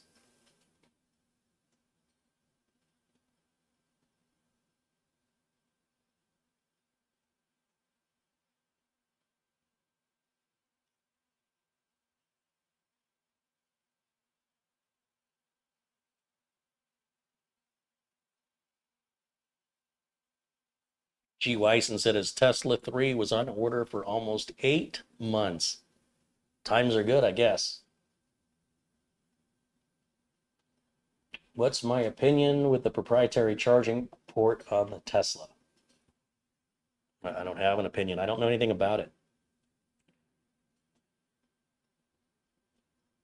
It would make sense that they have a proprietary charging port. I mean, it totally makes sense. And there are adapters you buy, so it's really not, I don't know why that's a big deal. Sherry McFarland said, she says, my daughters saved for their cars and paid cash, and they're like 3 years old, but great cars and no debt. That's awesome. I hear that story. I've got a friend who lives in Brazil, and I hear that story from people outside of the United States, but very rarely do I hear people in the U.S. especially younger people who don't have much money, not just burying themselves in debt with credit. Credit costs so much money. The most expensive thing I ever bought in my life was money. Meaning, when I put stuff on credit cards, by the time I paid those cards off, like, hey, this thing's on sale, I'm going to buy it today, even though I don't have the money, it's such a good price, I end up paying back 3 to 4 times what I spent. It cost me a lot of money to buy that thing that saved me a bunch of money. I don't want to go down that road again. That was really stupid of me. Just being impatient, didn't want to wait for it.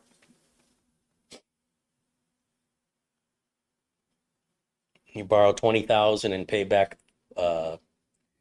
Let's say if you totaled up all your credit cards and you had $20,000 in debt, and you're making all those minimum payments, you're going to be paying back $40,000 and up on that $20,000. And you just think of all the other things you could have bought with that additional $20,000 if you'd only been more patient. And making those minimum payments is so depressing because every time you get the monthly bill, it hasn't gone down by very much because you're mostly making interest-only payments. It's only a couple of dollars go into the principal, So you might make a $400 payment on a $20,000 debt, and the next month your bill is $19,930, and you're like, I just put $400 down. I only took $70 off. Yeah, well, that's how you buy your credit. When you're at a point when you don't need the credit, you'll have great credit. It's true. When you need the credit, you'll pay more than anybody else. The people who can least afford it pay more than the people who don't need it. By far, they pay them. The people with the least amount of money pay the most amount of money for credit. And that's because a lot of them get in over their head and don't pay it back, and it all gets defaulted on. So the cost of doing business with people like that is much higher. So people like that are going to pay more for other people like that to make up the losses. And the people who are wealthy and don't have to use credit, they can get credit cards or things where they pay them off every month and get cash back, and they make even more money. They pay the thing off every month. They just keep, people with money can easily make more money, and people without money can easily get themselves back to zero or less than zero over and over and over again. It's a tough spot to get yourself out of. Bad habits, a lot of impatience, a lot of justification, a lot of I deserve this. Trust me, you don't deserve it. You don't deserve to have to be in debt and pay back 3 or 4 times what you borrowed. Nobody deserves that.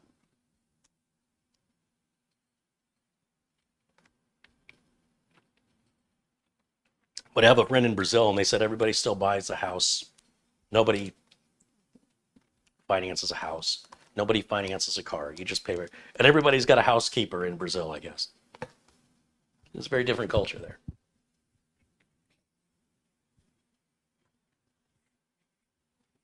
But it's your money and it's your life. You spend it however you want. Don't let me tell you how to spend it. It's your money. It's your life. Not my problem. Not my circus. Not my monkeys. I'm just sharing with you that I've been there, done that, don't want to go back.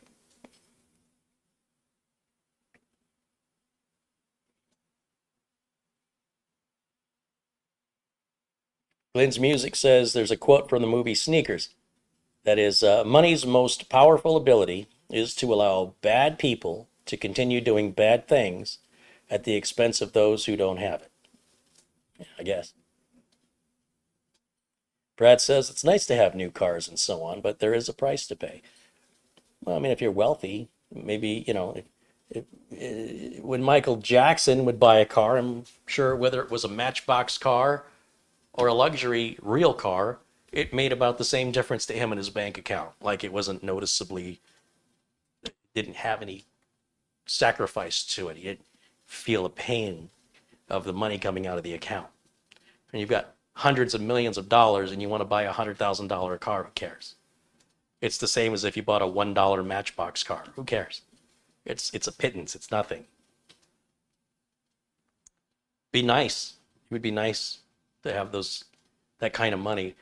But I also have an appreciation for things because I earned it, I worked hard for it, and I take care of it. Nobody gave me a car. Nobody, nobody gave me a good car. My mom gave me my first car. And it's because of that I had to learn how to work on cars. If my mother never gave me that piece of crap car that didn't work, I would never have learned how to work on cars. Because I convinced myself I'm an electronics guy, I'm not a mechanical guy. But you know what? I learned how to become a mechanical guy. If it was between figuring it out or taking the bus, I figured it out. And that's before the days of the internet. That's like, you know, a person who maybe has some experience with cars, or maybe you've got a family member and they can help you, and you do it yourself. Because we couldn't afford to pay anybody to do it. We could barely afford just to make ends meet at the end of the month. And I just didn't want to live like that anymore. Enough is enough. But it's really difficult for me to walk away from food that's left uneaten, or unless food is expired. And then I get angry that I bought something and then let it sit and didn't eat it. It feels so wasteful. But we're living in a society now where we throw away so much food. But I was just brought up, you work hard, you don't waste your money. If you something you really want, you buy it, that's fine. But you're going to sacrifice other things you want, because we're not just going to get everything we want. You can, like, if I want to get a Tesla, I could get one right now, but I'm going to have to make some sacrifices I don't want to make, like a house in Michigan. That's my number one priority. So I'd like a house in Michigan, I want a Tesla. I don't ask for much. It's nothing $500,000 won't fix. Oh well. Gives me a reason to go to work in the morning.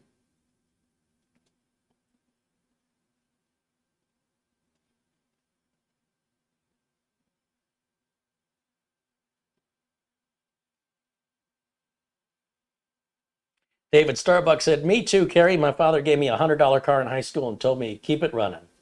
Life lesson for sure." Yeah, I wouldn't trade it for anything. This is a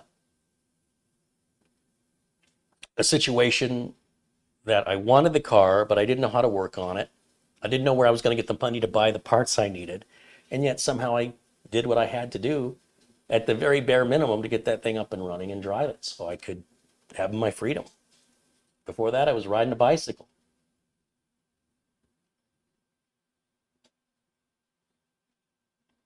Carlos wants to know if I've ever run the Mucitex case for at least an hour. He said his sounds like a wire is hitting the fan after running an hour. Carlos, that's not a normal thing. I don't think any other Mucitex case is going to replicate that problem. What I would recommend that you do is, when the noise starts, where the fan spins, and there's a lot of fans in that case, put your finger on the middle of it, or grab something plastic. Don't use anything metal. And stop each fan while they're running to determine when the noise stops. And then the problem is going to be obvious to you. But keep in mind, you're going to have a fan on your power supply. You've got the fans on the case. You've got the fan on the cooling of the CPU. And if you have a graphics card, you might have 1, 2, or 3 fans on the graphics card. And you need to go one by one to determine which fan is causing the noise. Once you've found the fan, you might find that there is a wire in there, or you might see something very obvious, or you may just need to replace that fan. But no, it's not a normal, not every Mucitex case does that. Just because yours did it, that's just you.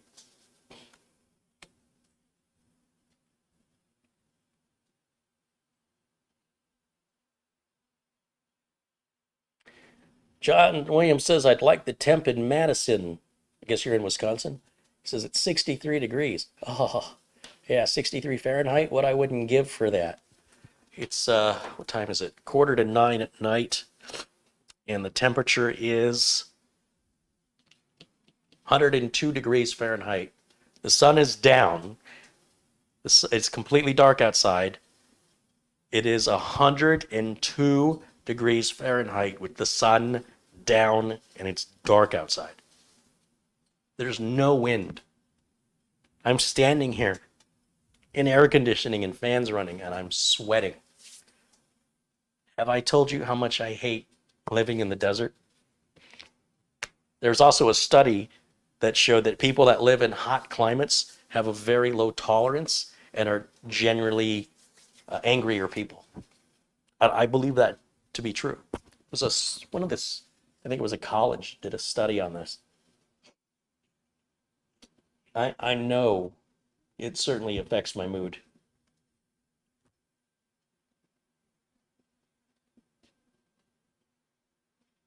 Vern says, the truth is you need a bunch of high-tech equipment to work on cars these days. Who needs to work on cars these days? Cars are built so much more reliably now. They're getting more horsepower out of smaller engines because the manufacturing is so much better. The tolerances are better, the materials are better, the quality control is better, the efficiency is better, the cars are safer.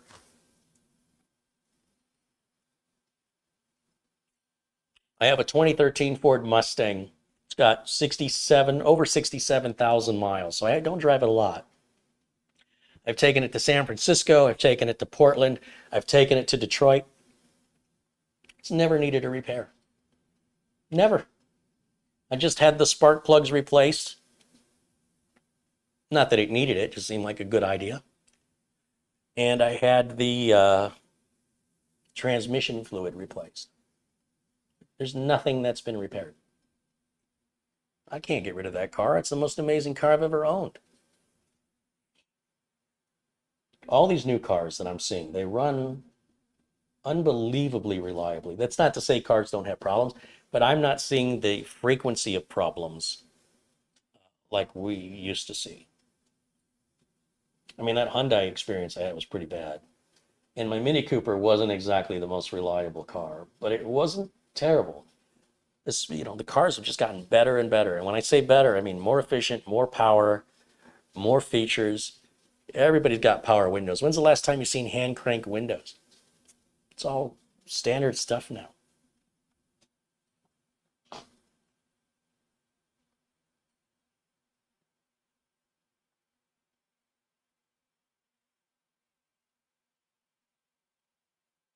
Zach says, what do you think about this Tesla Cybertruck? I think the Cybertruck's pretty damn cool, though I wouldn't own one. I don't need a truck. I do like the Model 3, though. But I like the Cybertruck. The Model S is it's too numb. I don't like the Model S. I don't like the Model Y. It looks like an egg. I don't like the Model X. It's just very narrow. It feels tight. The only one I like is the Model 3. And the Roadster's pretty cool. The new Tesla Roadster that's coming out. Of course, that's way too expensive. I couldn't even afford the insurance on that, so that's not even on the table.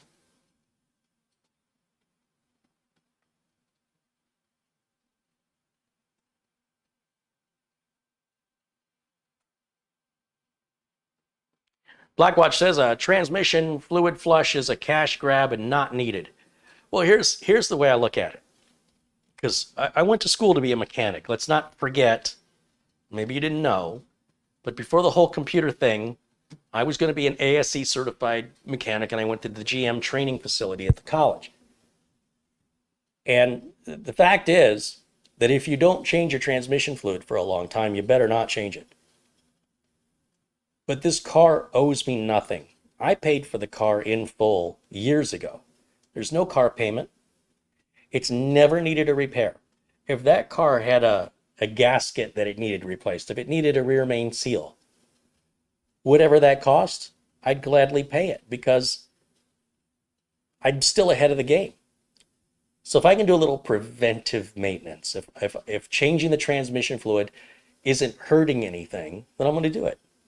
If changing the spark plugs isn't hurting anything, I'm going to change it after a reasonable period of time. I think doing that after 65,000 miles without having put a penny in the car, wasted money or not.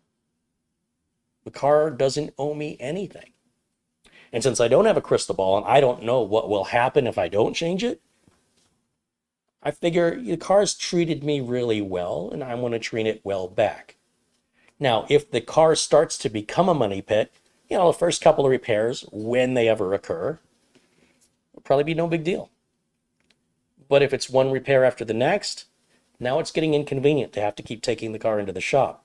That Hyundai had a 10-year warranty, and even though the repairs were free, A dealer damn near had the car longer than I did. And, you know, the amount of time that I was behind the wheel versus the amount of time they had it. So even though it wasn't costing me anything, it was sucking up my time, it was getting me upset, and it was distracting from my business. And I just said, you know, this car's got to go. Even though it's under warranty, I understand why they have a 10-year drivetrain warranty, because they need one. The Mustang had a 3-year warranty because that's all it needs. So that's my conclusion to that. But if it becomes a money pit, I'll trade it. It's just a car. It's not a... Some people get attached to material things. I'm not that way. But when I say as long as it's treating me well, I don't mean that in an emotional sense. I mean it in the mechanical sense. If it starts having mechanical problems, it's costing me a lot of time, it's out of here. But it's hard for me to get rid of something so reliable when it's reliable. Like, what's the justification? I get in that car, it drives like brand new. It looks like brand new, inside and out. It's very well looked after. And it's a pleasure. If I trade that car in, let's say, for a Tesla, and the Tesla turns out to have problems, I'm going to be kicking myself in the ass. The alternative is you keep the Mustang and buy the Tesla, but now you've got the registration and the insurance on both cars. And that's going to eat me alive to be paying for insurance on a car that sits all day, all week, or all month, just to have it just in case. Carvana said, we'll buy your Mustang for $9,500. I tell you what, if I could buy a 2013 premium Mustang like what I have, in the condition that mine's in, with the mileage that mine has, for $9,500, I'd buy 3 of them. What a ripoff. Anybody who would buy my car, it's like getting a car right off the showroom floor. So it's going to have to give me problems to justify getting rid of it. And until it does, Tesla's going to wait.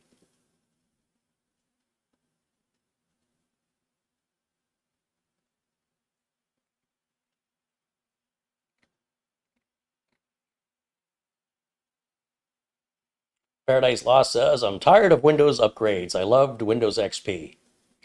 Well, the world, unfortunately, has become a changed place, and the cyber attacks are more and more frequent, and the exploits are growing and growing and growing, and the danger of going online without updates is increasingly fraught with peril. So things like ransomware didn't exist back in the days of Windows XP, and the number of people on the internet, things like VoIP and VPNs, that kind of stuff didn't exist in the numbers that it has today. As a result, you know, you look at, like just recently in the news with SolarWinds being hacked and 15,000 companies, all the data and government and everything else, data was taken, and that's what happens when you don't update.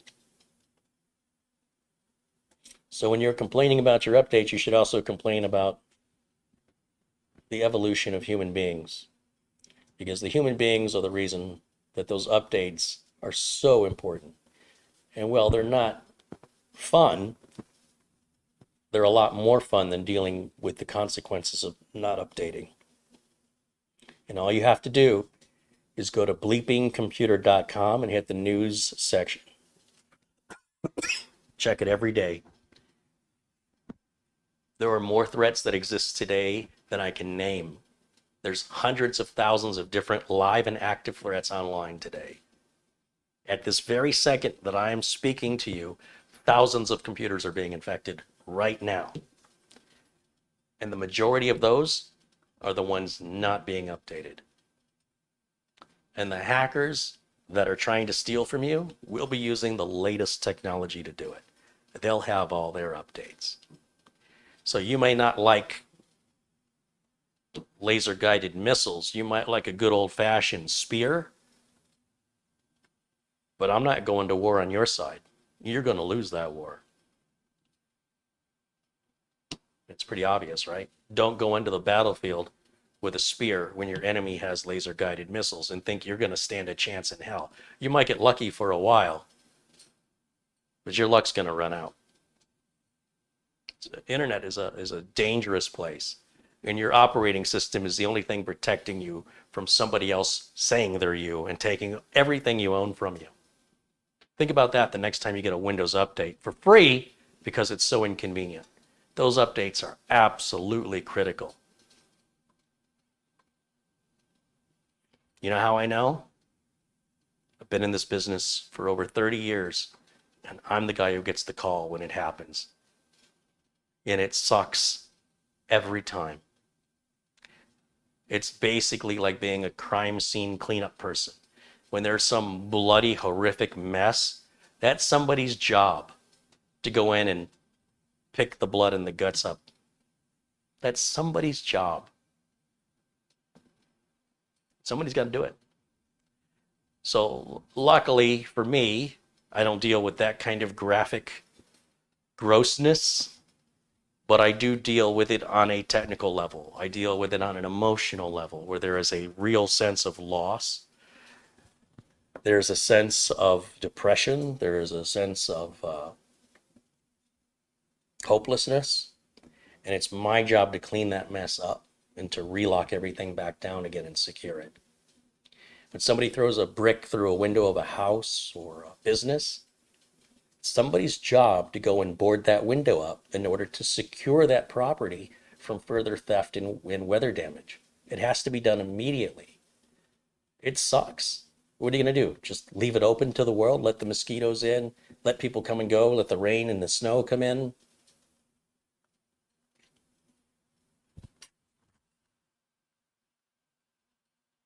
And in both cases, the solution is don't use Windows. I don't know where it's going with that. It's a harsh world we live in. There's desperate people with nothing to lose. So I guess if you have nothing to lose, you can join them. But if you've actually acquired some things in this life and you want to hold on to it, you're going to have to protect it. And you're going to have to do more than just, complain about the theft. You need to lock your doors. You need to make sure that you're secure in every way possible. Within reason, not to be paranoid. But, before you go to bed, probably a good idea, make sure all your doors and windows are locked. Not really a big deal.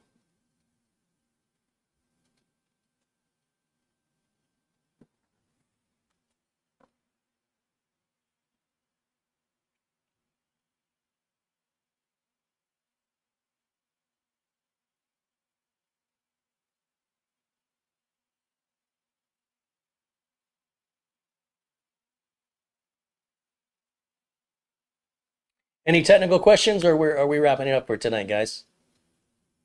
I'll keep trying to get back on the technical stuff. And thank you for all the contributions. Thank you for all the kind words. Thank you for the support. You guys rock.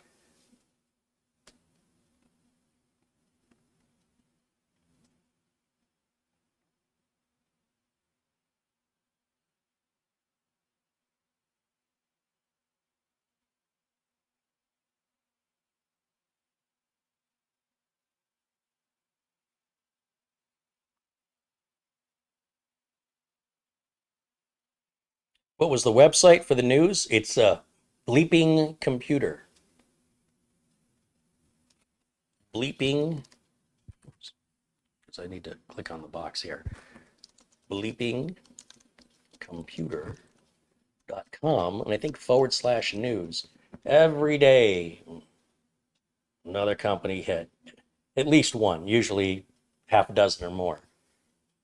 Hospitals, municipalities, banks, everything, you name it. Every day is another one. Same, my eyes roll at it. It's like, here we go. It's been going on for a couple of years now. Every single day. Nobody cares until they're the one featured in the story. You want to be reactive, or do you want to be proactive? It's your choice. Don Allen contributes $5, says, good night, Carrie. Hey, Don, thank you again. Carrie, do I download any of the programs from bleepingcomputer.com? You'd have to be more specific. Depends which program it is. For the most part, there's a lot of usual antivirus type removal stuff, and I haven't really had any customers with viruses. because we keep everything proactive and we just don't get them anymore. But Mike Smith will tell you a different story, but he and I have a different approach. Gerardo says, thanks for all the info. Well, thank you, Gerardo, and thank you for your support as well. And Johnny Belcher Jr. says, thank you, Carrie. Thank you, Johnny. John Williams says, thanks for all you do. You've taught me so much. Stay well. Hey, John, thanks for all your participation and your support. I appreciate it. Garcia Boy says, Carrie, my good man. Oh, no, sorry. That's what I wanted to read. Carrie, thank you, my good sir, for putting out these videos. You're a great asset to us all. Thank you.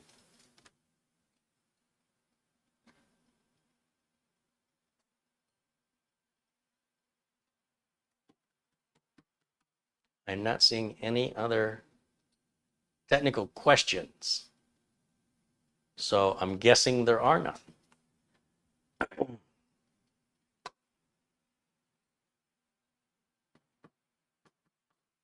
Hey, there's Michael Dane. Hey, Michael, good to see you, my friend.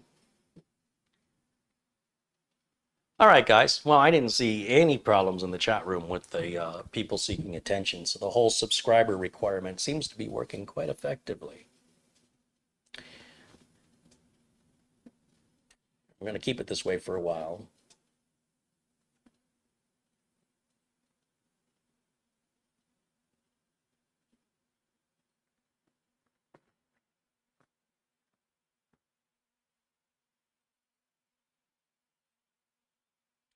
Paul1961 says, great video as always. Hey, Paul, thank you. Surfed wants to know if it's going to be worth buying TPM modules for old systems. Until Windows 11 is released, we don't really know the answers to these questions. We have to wait until there's a product that's available. Right now, the Windows 11 that you can get from the Windows Insider program does not require TPM, nor does it have the processor requirement. Initially Microsoft said Ryzen 1 was not going to be supported. Now they're saying it is. So you can expect more of this stuff to get finalized. And trying to prepare for an uncertain future is an uncertain preparation. And in my opinion, you're just looking to waste your money. It's like you must have something else happening that you're ignoring, that you're so worried about an unknown future that you're not focused on today and what your problems today are. So my opinion on this is to simply have no opinion until there's something to have an opinion about. It's just not there yet. When Windows 11 is finalized, I will have those opinions and you'll know. But for right now, so much is subject to change. It would be unwise to think you're outsmarting anybody by trying to prepare for something that may not even happen, like the TPM requirement. And as far as I know, there's nothing Windows 11 can do that Windows 10 doesn't already do. If anybody can tell me something Windows 11 can do that Windows 10 can't, and then tell me if that thing exists, is it worth upgrading your computer or buying a TPM module, assuming you would need one, which again, we don't know. Is it worth it to do that thing? Because let's face it, if your computer isn't doing something and you don't need the computer to do that, you've been living all this time without it, how badly must you need it? It just doesn't make any sense. So Windows 10 is good through 2025. We don't have to rush. Relax. You don't have to rush. You don't have to be the first. Let other people go first. And if they survive, then you can go next. That's my opinion.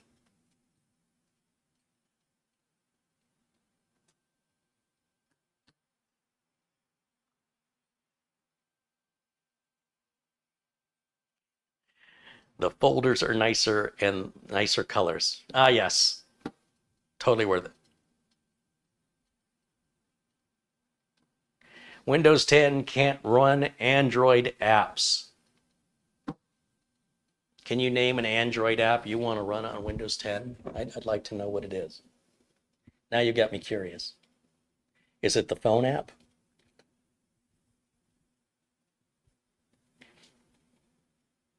I would really sincerely love to know what Android app you want to run on Windows 10.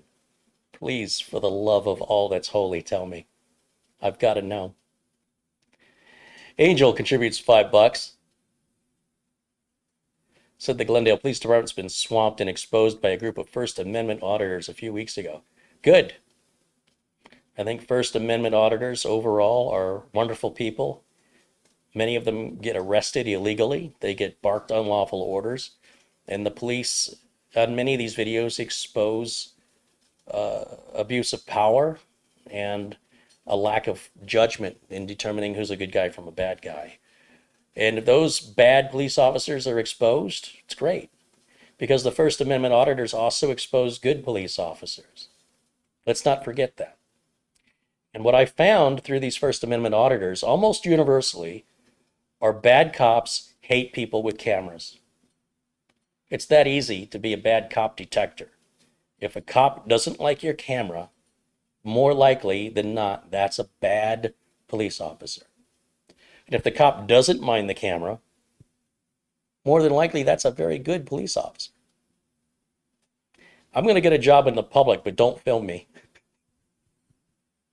I'm going to bark unlawful orders to you because I have authority over you, even though you've committed no crime and I have no lawful directive to justify my abuse of power.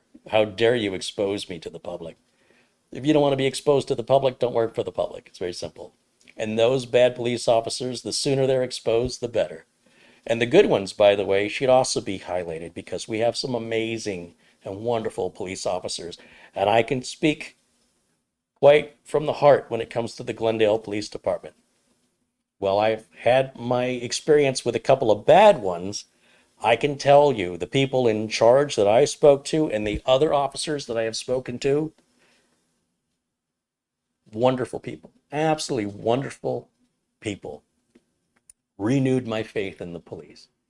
So I had a couple of bad apples, but it turns out they were the exception, at least in my city. And they were exposed, and we've had a couple of them. It's a big police department, and there's always going to be a couple of bad ones in there. But I'm proud to say that through my association and interaction with them, I'd say 8 out of the 10 officers I interacted with were professional, honorable, and noble people. And I'm proud that they're part of my local police department to serve my community. And they're not abusive monsters, but they do have some abusive monsters, or have had some abusive monsters that have already been exposed over the last couple of years, and rightfully so. So God bless the First Amendment auditors. That's what I have to say about that. I think, these people end up getting criminal records wrongfully, all to protect the rights of American citizens. And I think it's absolutely great. If the police don't like it, they can quit. Donald Strickland contributes $14.99. Thank you, Donald. Sherry says, we would be in deep trouble without our police. Well, you'd be in deep trouble if you had bad police, right? I don't think police are universally good. I think most of them are. But the difference is that some people, they want to hear what they want to hear. And if you highlight any single bad police officer, there are some people who say, if you talk about one of us, you talk about all of us. Well, then you're part of the problem. The good police officers aren't typically on the news and aren't really talked about. They're the quiet, unsung heroes. And so often all people hear about are the bad ones, and then they imply from that somebody is anti-police or hates police. And, some people are that way. But just like you go to a doctor, you may not like the doctor, maybe an incompetent doctor, mechanic, or computer tech who rips you off. Well, they exist in the police department too. People that do something for a living that aren't good at what they do, might be doing it for the wrong reason. It might be computer techs working strictly because they want the money. They don't care about actually fixing the computer. They don't care about you. They want to make as much money, and their goal is to drive every penny out of you. And if a lot of computer techs acted that way and were exposed on the media, then I'd have to defend the good techs, right? It's true of every situation. I wouldn't say, well, if you talk about one bad tech, then you're talking about all of us, because then I'd be a fool. We need good police officers, and we need to get rid of the bad ones. That's not anti-police. That's anti-bad police. Let's make sure we know that distinction.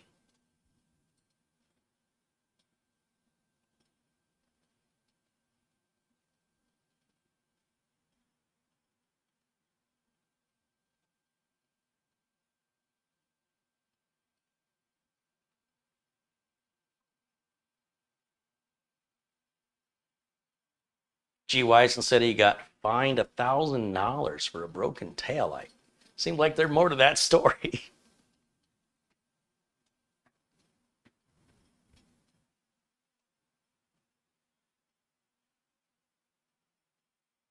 Glenn's Music says, can you check my last contribution before it disappears?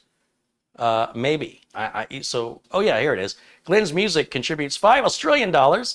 He said, I wouldn't be on this computer right now watching your videos if it wasn't for you. Thank you. Hey, right on, Glenn. Thank you. Thanks for making me aware I missed your contribution. I was busy complaining about something. Chevy contributed $1. I don't know if I said that one earlier. Thanks, Chevy. Thanks for your continued support as well. Angel contributes $5, says if the police don't like transparency, then quit. Perfectly said. Well, it's not what I said, but that's effectively the same thing, right? I'm not going to work in a government agency, a public agency, to serve the public and then berate and provoke the public. That's not my job. That's the opposite of my job. So if I work at the post office and I don't want to be filmed, change your job. If I work somewhere in a public lobby, even if it's a hospital, it's, a government-owned building, you don't have any right to tell the public they can't see you. You work for them. If you don't want to be seen, get a different job. And it gets back to this whole entitlement. Like, who do you think you are and why do you think anybody cares? One of the funniest things to me on the First Amendment auditors is most of them just stand there with their camera and they don't say a word. And people walk up to them and they go, hey, what are you filming? One guy's like, excuse me, would you mind not getting in my shot? I'm filming here. Yeah, I just want to know what you're doing. Like, well, who are you? Well, I'm just going to use the post office and I see you're filming and I want to know why. I don't have to tell you why. Yeah, but I'm asking nicely. And you're wearing purple. I mean, what does that got to do with anything? Are you asking or are you demanding? What gives you the right to expect an answer? Who do you think you are? Why do you think you have authority over me? Well, it's suspicious. Well, it's suspicious to walk up to a guy with a camera and interrupt them when they're working. And then put yourself on the camera and then complain about being on camera. Like if you'd have just walked by and said nothing, you'd have just been another face in the crowd. Nobody would have even noticed you. But now you've drawn attention to yourself and we're having a dialogue. Now people are overhearing us and choosing sides, and soon the police are going to be here to have to educate all of us who don't already know that everything we're doing is legal. And if you don't like to be filmed, don't leave your house because there's cameras everywhere you go. When you're in the post office, there's cameras. When the police interact with you, most of the time they're wearing cameras. Cameras are not weapons of mass destruction. There should be nothing to fear. When I was growing up, somebody had a camera, you jumped in front of it and you went, hi, Mom. Now people are like, what are you filming? You don't have my permission. I don't need your permission. You're in public. So there's a very fascinating psychology in the American culture right now, complete ignorance of their First Amendment rights, of what their founders founded this country on. And they want to live like they're in North Korea. And they should all go to North Korea. They'll be happier there. So I like the First Amendment auditors. And I don't necessarily think they all do the job good. There are several, I think, that do the job excellent. And when they're local, even better, because they can't make police look good or bad, or government employees. They're just there with a camera. Camera doesn't lie. People want to act a fool in front of a camera. I think it's good to know that. Not the person holding the camera's fault.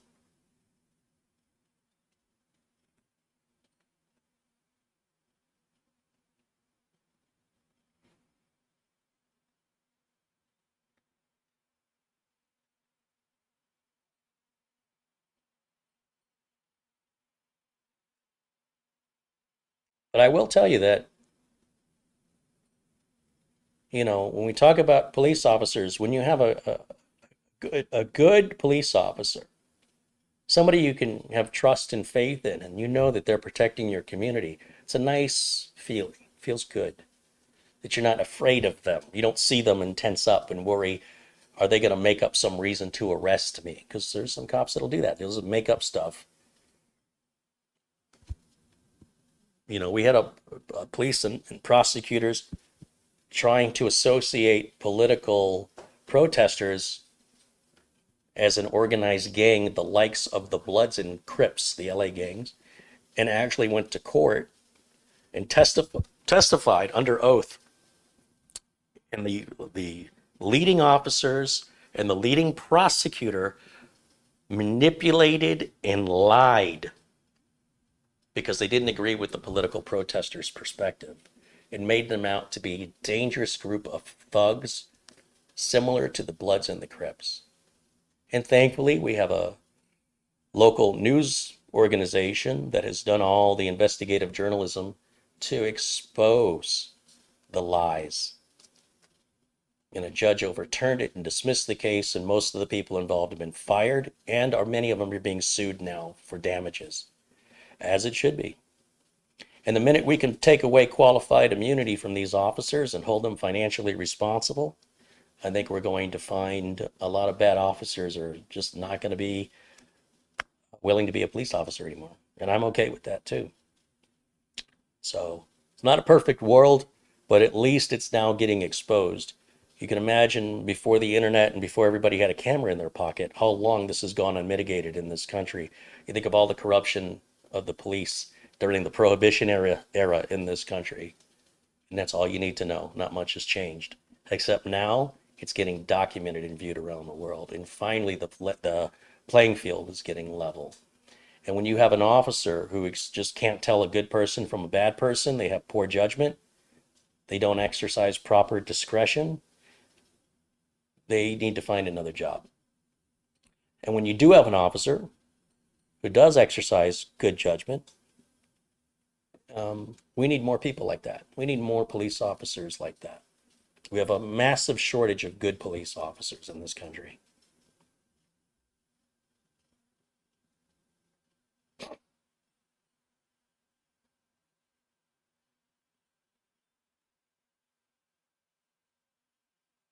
Cameras don't lie, can't you video edit? Not a live stream. You can't video edit a live stream. A camera is like an unblinking eye that's an unbiased witness to anything. And of course, there's deep fake videos and edits to manipulate information no differently than any other kind of information. When it's being live streamed and when there are multiple, like these First Amendment auditors, I've seen them go out in groups, each one with their own channel. They're all filming the exact same thing. It's all live, and they're all just different angles of the same exact thing. So unless they're that well organized and you're that big of a conspiracy theorist to think they're just out to make people look bad for no apparent reason, I mean, good for you. You have an imagination. But yeah, it's not that easy to excuse bad behavior, to assume someone just did a video edit. No. I'm not saying it doesn't happen, but the First Amendment auditors that are doing it regularly, they wouldn't be doing it regularly if they were just editing. It takes too much time. And they'd be exposed by other auditors. Auditors get audited too, you know. So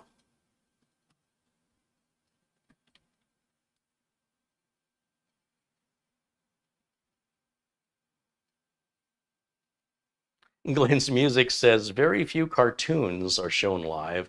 It's a terrible strain on the animator's wrists. You can do it all on the computer now.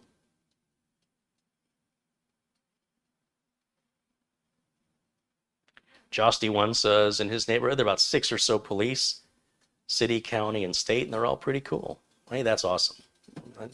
Those places still exist.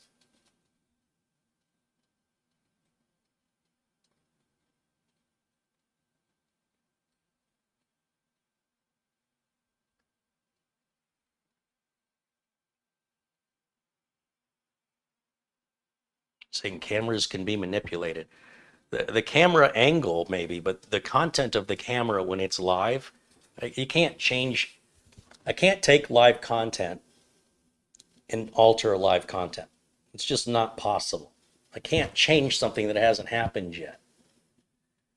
And when you have multiple people all showing the same scene from different angles, including the police report and the police, you can do a Freedom of Information Act and pull the police officers' camera footage. It all aligns. It's all the same audio. The difference is the police department will redact or edit their video, but the auditors will redact and not edit any of their video on their live content because it's not possible. It's not possible. Maybe someday it will be, but you have way too much of an imagination to assume that it would even be possible, let alone anybody would want to do that. Nobody wants, none of these First Amendment auditors wants to cause a problem. What they're hoping to achieve is, well, look, there may be a few out there wanting to cause problems, but the overall attitude is they want to be able to exercise their rights and be left alone. And if they do that and they're left alone, there's nothing for us to discuss. When a police officer issues unlawful directives, that should be exposed. And that police officer should undergo further review or training or be replaced or dealt with accordingly before it costs the taxpayers money and it escalates and goes out of control. So the sooner we can expose it and the sooner we can correct it and get them on the right track, it's better for all of us. Nobody's out there editing live footage trying to make somebody look bad because they're a First Amendment auditor. That's overall speaking not what they do. And well, maybe it's possible some idiot's doing that. They can't sustain it. They will also be audited by other First Amendment auditors that will expose them. I assure you, it's generally speaking, they want to expose truth, and they don't get to pick what the truth is. That's not what a First Amendment auditor does. Overall, First Amendment auditor just exposes whether or not their rights are being violated or not. They can't control whether or not it happens. They just document it. And well, you can sit there and come up with all kinds of weird excuses and reasons why someone might or could manipulate. The odds of that happening are extraordinarily rare. Like a meteor could fall out of the sky and crush my skull. At any point, it could happen. It's possible. It's not probable. And I don't think they should be so easily dismissed with such a flick of the wrist because you have a wild imagination with no evidence to support your imagination. They have overwhelming evidence, the First Amendment auditors. And if you watch them and you study enough and get educated, you'd realize your imagination is no basis for reality and that the reality is undeniable. And overwhelmingly, the First Amendment auditors are just exposing the truth. And if you don't like the truth and you don't like reality and you choose not to see it, for whatever reason, that's your choice. Not all of us want to see reality. Some of us close up. Some of us make up wild conspiracy theories because we just can't accept reality. And that's fine for you. That's how you want to go through life. It's your choice. For the rest of us, I appreciate what these First Amendment auditors sacrifice. And I appreciate the difference it's making to better the policing in America.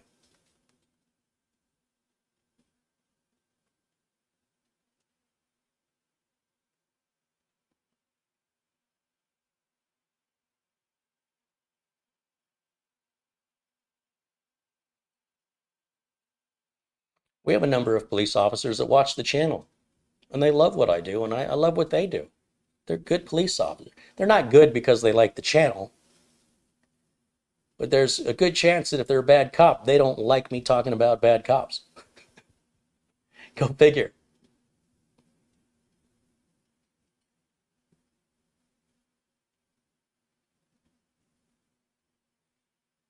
Angel contributes again $5. He says the things that kill me is even when these so-called law enforcement officers see they're being filmed, that they still act tyrannical. Yeah, yeah. There's a certain amount of delusion some of these officers have. If you're not breaking a law, they really can't tell you what to do. In other words, if an officer says, hey, you're too close to me, that's no law. If an officer says you're in my crime scene, if there's no crime tape, you're not on any scene. In other words, if you're on a public sidewalk and you're, 6 feet away and the officer says you're jeopardizing my safety, that's not a law. That's just the officer being cowardly and using excuses and silliness to try to issue authority where they have none and to issue an order where there's no law to back it up. It's about establishing control. So a lot of times the First Amendment auditors, they're a little smarter about their rights than most average American citizens, and they'll ask the officer, which statute are they citing that justifies how far away I have to stand from you? And show me your crime scene tape. And, without crime scene tape, you don't have a crime scene. And some of the officers have been pretty nasty, and I'm so glad it's being filmed. I'm so grateful to every First Amendment auditor out there. I would encourage any of you who don't think it's real or think it's manipulated. All you got to do is pull up a police scanner radio online. It doesn't cost you anything. Listen for any activity close to where you are. Turn your phone camera on and go out and record it. When you get arrested for it, wrongfully, I think you're going to have a very different opinion of First Amendment auditors. When you're in a public space, you have every right to be there. And for anybody to tell you otherwise is illegal. And that type of behavior from people issued with that level of authority needs to be exposed so we can reevaluate if those people deserve to have that authority. And they might have to have that authority removed, permanently or temporarily, but it needs to be addressed before there's real harm done. There's already been enough harm. We've lost so many innocent lives because an officer was scared. I was scared. It's like being a swimming instructor, but you're afraid to get wet. It's the silliest thing I've ever heard. So, a cop that arrested was a guy was playing for the NFL, and he was driving, 89 miles an hour. And the cop, this guy is an NFL player. He gets out of his car. The cop looks like a child next to this guy. And the cop is freaking out. And the guy's totally cool. That cop is no longer a cop. Thank goodness for the cameras. But that's not all cops. And the First Amendment auditors show good cops. Let's not forget that, guys. Let's not just keep the focus on the bad ones. We do want to expose them. They do exist, whether you like it or not. And the videos are evidence of their existence. And if you don't want to believe video, it's not my problem. It doesn't change the reality of it. And those people need to be held accountable. They either need to grow to be in that noble profession, or they need to be replaced and possibly punished. And they should be charged with crimes like anybody else.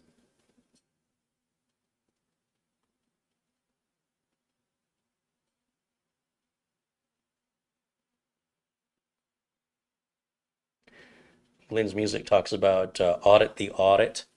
Yeah, there's a guy in Arizona. His YouTube channel is Direct D. He's pretty aggressive towards the police. I don't necessarily agree with his tactics, but what he's doing is not illegal. And he's been wrongfully arrested at least twice that I'm aware of. And I believe in both cases all the charges were dismissed. There's another guy, Agamemnon Press out of New York.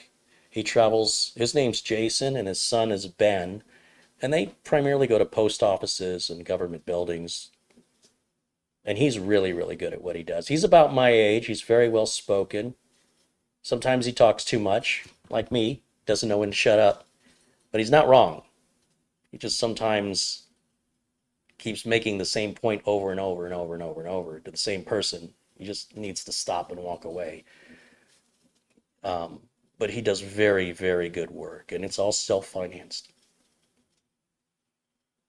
Um, there's some in California, like in Inland Valley. I think SGV. They do some pretty interesting work. They will cover themselves up. So they have sunglasses, a mask, gloves, a hat, and then they speak a made-up language. So when people ask them questions, they talk in what sounds like a Middle Eastern, like a Farsi kind of a, I don't know, it's totally made up.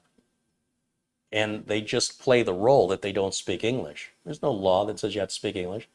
And so people will come out and start to harass them, and they'll just make up words, and they'll make up the same words over and over and over again. And again, I don't necessarily agree with their tactics, but what they're doing is not illegal, and they don't deserve people coming out and treating them the way they do, because they're on public property, right? Someone says, hey, you're filming my business. Okay, but I'm on a sidewalk. Yeah, but you can't film my business. Put up a fence. You don't know what a fence is? If you don't have a fence, and I'm standing at the sidewalk and your doors are open and I can film everything I can see. So make an effort so I can't see it. Put up a fence. Or ignore me. Then they call the police, and the police come out. And they will continue to talk to the police in the foreign language. The police will try and talk to them, and more times than not, they will keep up the act that they don't speak English. And they're not violating any law. And they can't find a translator because they don't know what they're speaking. I think there's a point of brilliance there. And there's times when it's less appropriate than others, but it's always legal. It's always legal. And I think it's important that we understand that if we're going to trade our freedom for safety, we're going to become North Korea.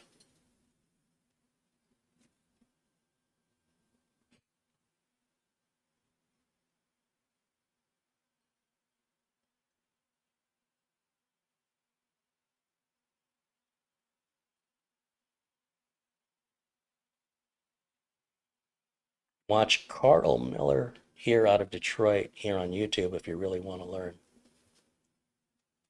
Yeah, we've got First Amendment auditors all over the country. Sometimes it's not good for me to watch the videos. I see such abuse by the police, my blood pressure goes up and I get really angry. It's not healthy. You try and find things more uplifting or something that I can have more control over. But I do appreciate the work of the auditors.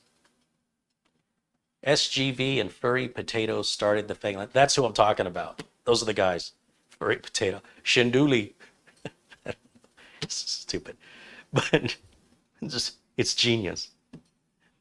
Angel contributes $5. He said that's SGV News Now first. SGV News Now first. Yeah, I don't always agree with their tactics, but they're not doing anything illegal. Whether or not you like it, what you like and what's legal are two very different things. Shinduli. I don't know. That means something. I don't know what it means. It's a funny word. It's funny to say it. Shinduli. It probably means something bad. I might be swearing right now. I don't know. I enjoy it. I enjoy the content. And I enjoy the exposing of, it's mostly not bad cops they're exposing. It's mostly bad people. Are you putting me on your camera? You don't have my permission. And then it's like they walk right up to the camera and put their face in the camera to tell them they don't want to be on camera. It's hilarious. Justy1 said, good cops are being ambushed, sometimes shot and killed. This is getting out of hand and will eventually force a police state with curfews. Unfortunately, that's true. Unfortunately, the acts of bad police officers are causing the deaths of the good police officers. And I think bad police officers need to be held accountable to the consequences of their fellow police officers getting harmed or killed by people seeking vengeance. And it's unfortunate that there are people that seek vengeance against anybody wearing the badge instead of seeking specific vengeance against a specific person wearing the badge. At least that would be understandable. It may not be right, but at least it's understandable. But to just ambush some cops you don't even know, they could be good cops. You're getting rid of a good, that's crazy. And it's the fault of the bad cops that it's happening. It's absolutely 100% the fault of bad cops.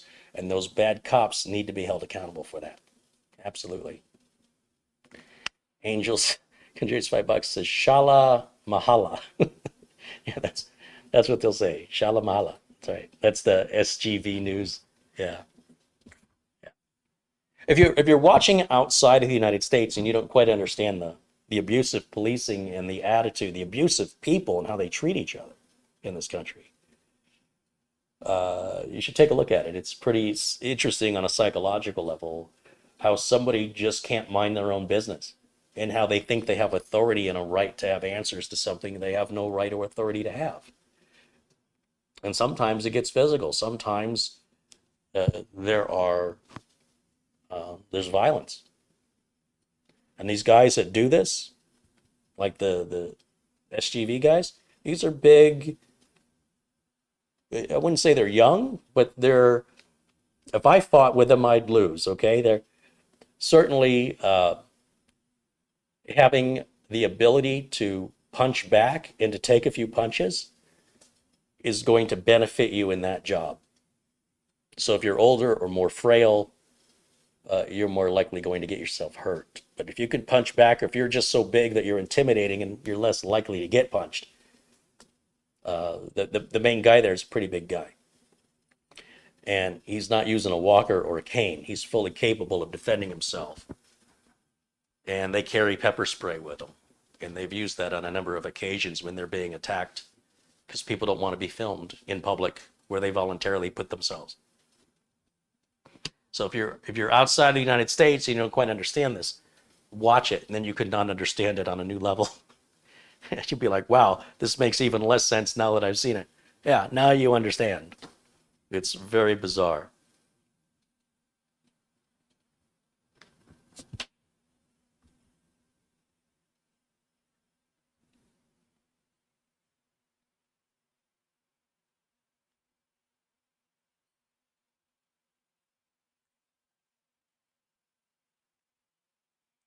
There's a movie with Bruce Willis that just came out where I think a police officer kills somebody and then they're trying to hide it. Another officer joins in, and I think it's Bruce Willis's daughter that's involved as a witness, and they want to kill the witness and bury, put all this and hide it.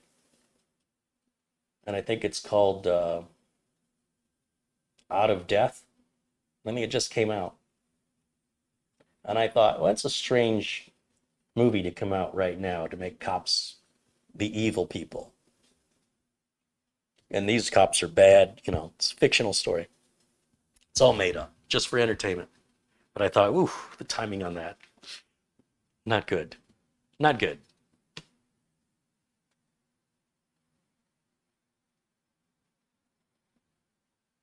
Dale McIntyre says, Carrie, the acts of criminals are causing the death of good cops. That's right. Bad cops are criminals and should be charged as criminals. I agree with you 100%.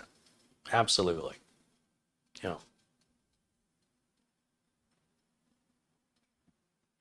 Again, I don't condone it. I don't agree with it. This is not how we as a civilized society solve our problems. But when you're dealing with somebody who's got nothing to lose and you abuse them to a breaking point, there's going to be consequences. There's going to be consequences. And you need to go back to what caused it. And the criminal action may not have happened if they didn't feel a need for vengeance. Why do you think the Middle East has been at war for generations? Do they still even know what they're fighting about? You killed my father. Well, you killed my father. And on it goes, and it'll go forever.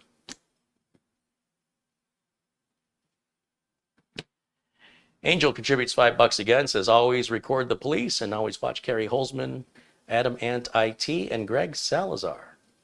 Good advice. I've had good interactions with the police lately. I mean, in the rare occurrence where there's been interaction, it's been pleasant. No problems. I've been respectful to them. They've been respectful to me. They have a job to do. As long as they do their job professionally. If I'm in the wrong, if I'm pulled over for speeding or parking illegally, if I did something wrong and I was caught, so be it. But if they're making something up and I didn't do anything, I won't argue with the cop. That's a waste of time. I'll argue my argument to the judge. I'll just see you in court. Arguing with a police officer is a waste of time. Save it for the courtroom. If an investigator gets me in a room privately to ask me questions, state that claiming my Fifth Amendment right to remain silent, nothing I explain to you now will make any difference, so we'll just save it for the courtroom. And if they threaten, and if they claim they have stuff, they're usually lying. Usually just lying to you. And they can legally lie to you. So just try and play a song in your head and pretend like you're not in the room. They can't take over your mind until they eventually give up. Sometimes they might leave you in the room for a few hours. I grew up in the 80s. I'm used to being in a room for hours and hours and hours with nothing but my thoughts. Doesn't bother me. Nothing I've got to say. Can't wait to say it in front of the judge. Anything you say can and will be used against you. So unless you have an attorney present, if you find yourself in that situation in the United States, no matter how much they tempt you, worst thing you can do is say anything other than choose to remain silent. And they can berate you and psychologically terrorize you indefinitely. And you just have to ignore it. Stay true to yourself. Stay quiet. Get an attorney and present your case to a judge. It's that easy. Anything you do besides that is probably going to not be good for you. And that's how the American justice system works today. It's not about who's right and who's wrong anymore. It's about who wins and who loses. And there's too much injustice.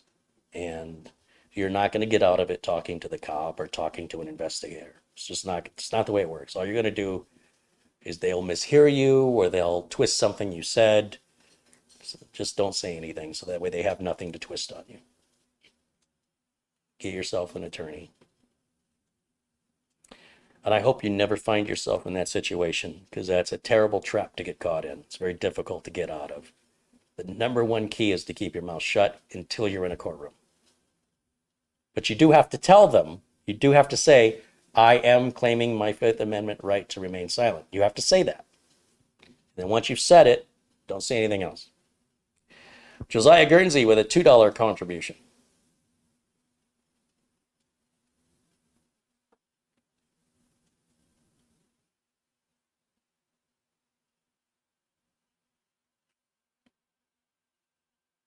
Greg Salazar has been carpeting in his computer fixing cleaning room. I thought that wasn't the best idea. I agree with you. Carpet's not good for static, but it's also not good for keeping a room clean. I've seen some of the disgusting things like Greg Salazar has cleaned out of computers, and the dust particles and molecules will sit in that carpet indefinitely. There's only so much a vacuum cleaner can do. And I am concerned about Greg's health. He's breathing the stuff in, stuff you can't see. There's particles that we breathe in, like in this pandemic. You can't see it, but you might be breathing it in and you might get sick as a result. Some of these computers I've seen Greg work on, to me, he should be wearing a biohazard suit. And I hope he's doing it in an open area, and I hope he's not doing it too frequently. Because I think, he's a young guy. I don't think anything's going to happen overnight. But it could take its toll, just like asbestos, that's stuff that could take years and years and years to develop. And what I find, it's satisfying to watch the quality of work that he does. I am very concerned about his health. If you do it once, that's one thing. If you're doing it over and over and over again, and you're dealing with mold and mildew and contaminants, that may have long-term health effects, and I don't think it's worth it. So I don't think putting carpeting in is a good idea, but It's his life. Paul Carroll with a $50 contribution says, hey, happy 4th, everyone. My neighbor that worked at MSI said he got into the MSI area testing all motherboards that at least go back to the start of Windows 10 came out for 2015 for Windows 11 compatibility. Just thought I'd let everyone know. Hey, Paul, thanks. It's a very generous contribution. Windows 11 compatibility is not an issue because that hasn't been set in stone yet. So I wouldn't be worried about it. Windows 10 won't be going away until 2025. So just because Windows 11 is coming out doesn't mean you have to have it or that you have to have it anytime soon. And because it's not out yet, there are no requirements to run Windows 11 that are set in stone. All of this is subject to change tomorrow. And change again, and change again, and change again until Windows 11 is released. Once Windows 11 is released, I would wait at least 6 months before I would adopt it if I were you. And you'll know all the facts then. But these companies aren't doing you any favors. They're just trying to stay in business. And they're not doing anything any differently than their competitors. It's all the same stuff. ASRock, Asus, and Gigabyte are all doing the same thing.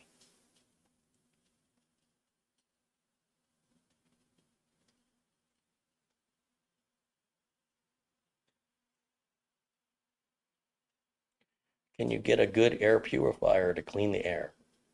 Well, since you can't see the air, how do you know your air purifier is working well, right? So if there's a certain amount of particulates in the air and your air purifier is taking out a certain percent of those air, particulates, unless you do an air sample, how do you know the effectiveness of the purifier? For all you know, the purifier is doing the exact opposite. It could be contaminating the air. This idea that you bought something and you choose to believe that it's doing what it's telling you it's doing. It's all in your mind.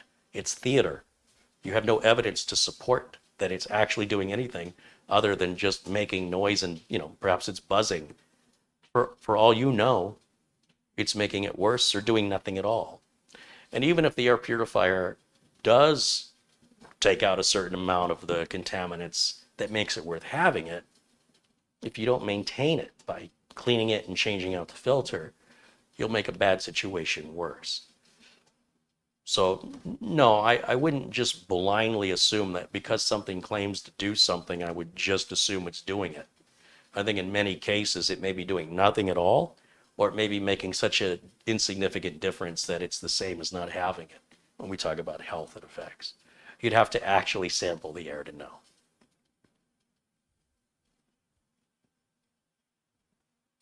You can hang out in Chernobyl if you want. Stick your air purifier in there. Maybe you'll be fine. You can't see it.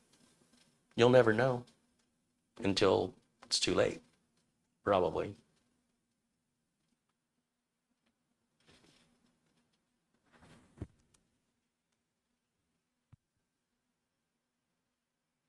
Okay, well, like I said an hour ago, I think we'll wrap it up. I'll have to definitely edit this down to get to the subject matter that we covered. But I hope you guys take advantage of the deal. I think there's a lot of money to be saved, a lot of bargains to be had, and I've been kind of selfishly keeping it to myself. I've been feeling guilty about that, so I wanted you guys to know. I'm just the kind of guy I am. And even if it costs me money because I can't get stuff anymore because you guys are buying it, that's all right. I'm okay with it. So thanks again for watching. Check out all the links in the notes below this video for the sponsorship and endorsements that I have. Thanks for everybody who's contributed today. Thanks to my Army in Blue. Thanks for hanging out with me today and all the discussions that we've had. I've enjoyed. I will see you all again. I should see you all tomorrow. I hope tomorrow night from Studio A. Definitely Friday from Studio A. And I expect Saturday from Studio A. So we'll be seeing Jimmy and Lyle soon. It was just it was just Lyle's birthday the other day. So we've had Lyle 10 years now from the shelter. 10 years. He was about a year or two when we got him from the shelter, and he was scheduled to be put to sleep that night. So he was hours away from being put down, and now he's been with us 10 years. He's a good dog, and Jimmy's a good boy too. All right, guys, thanks again. I will see you all very, very soon. Until then, bye for now.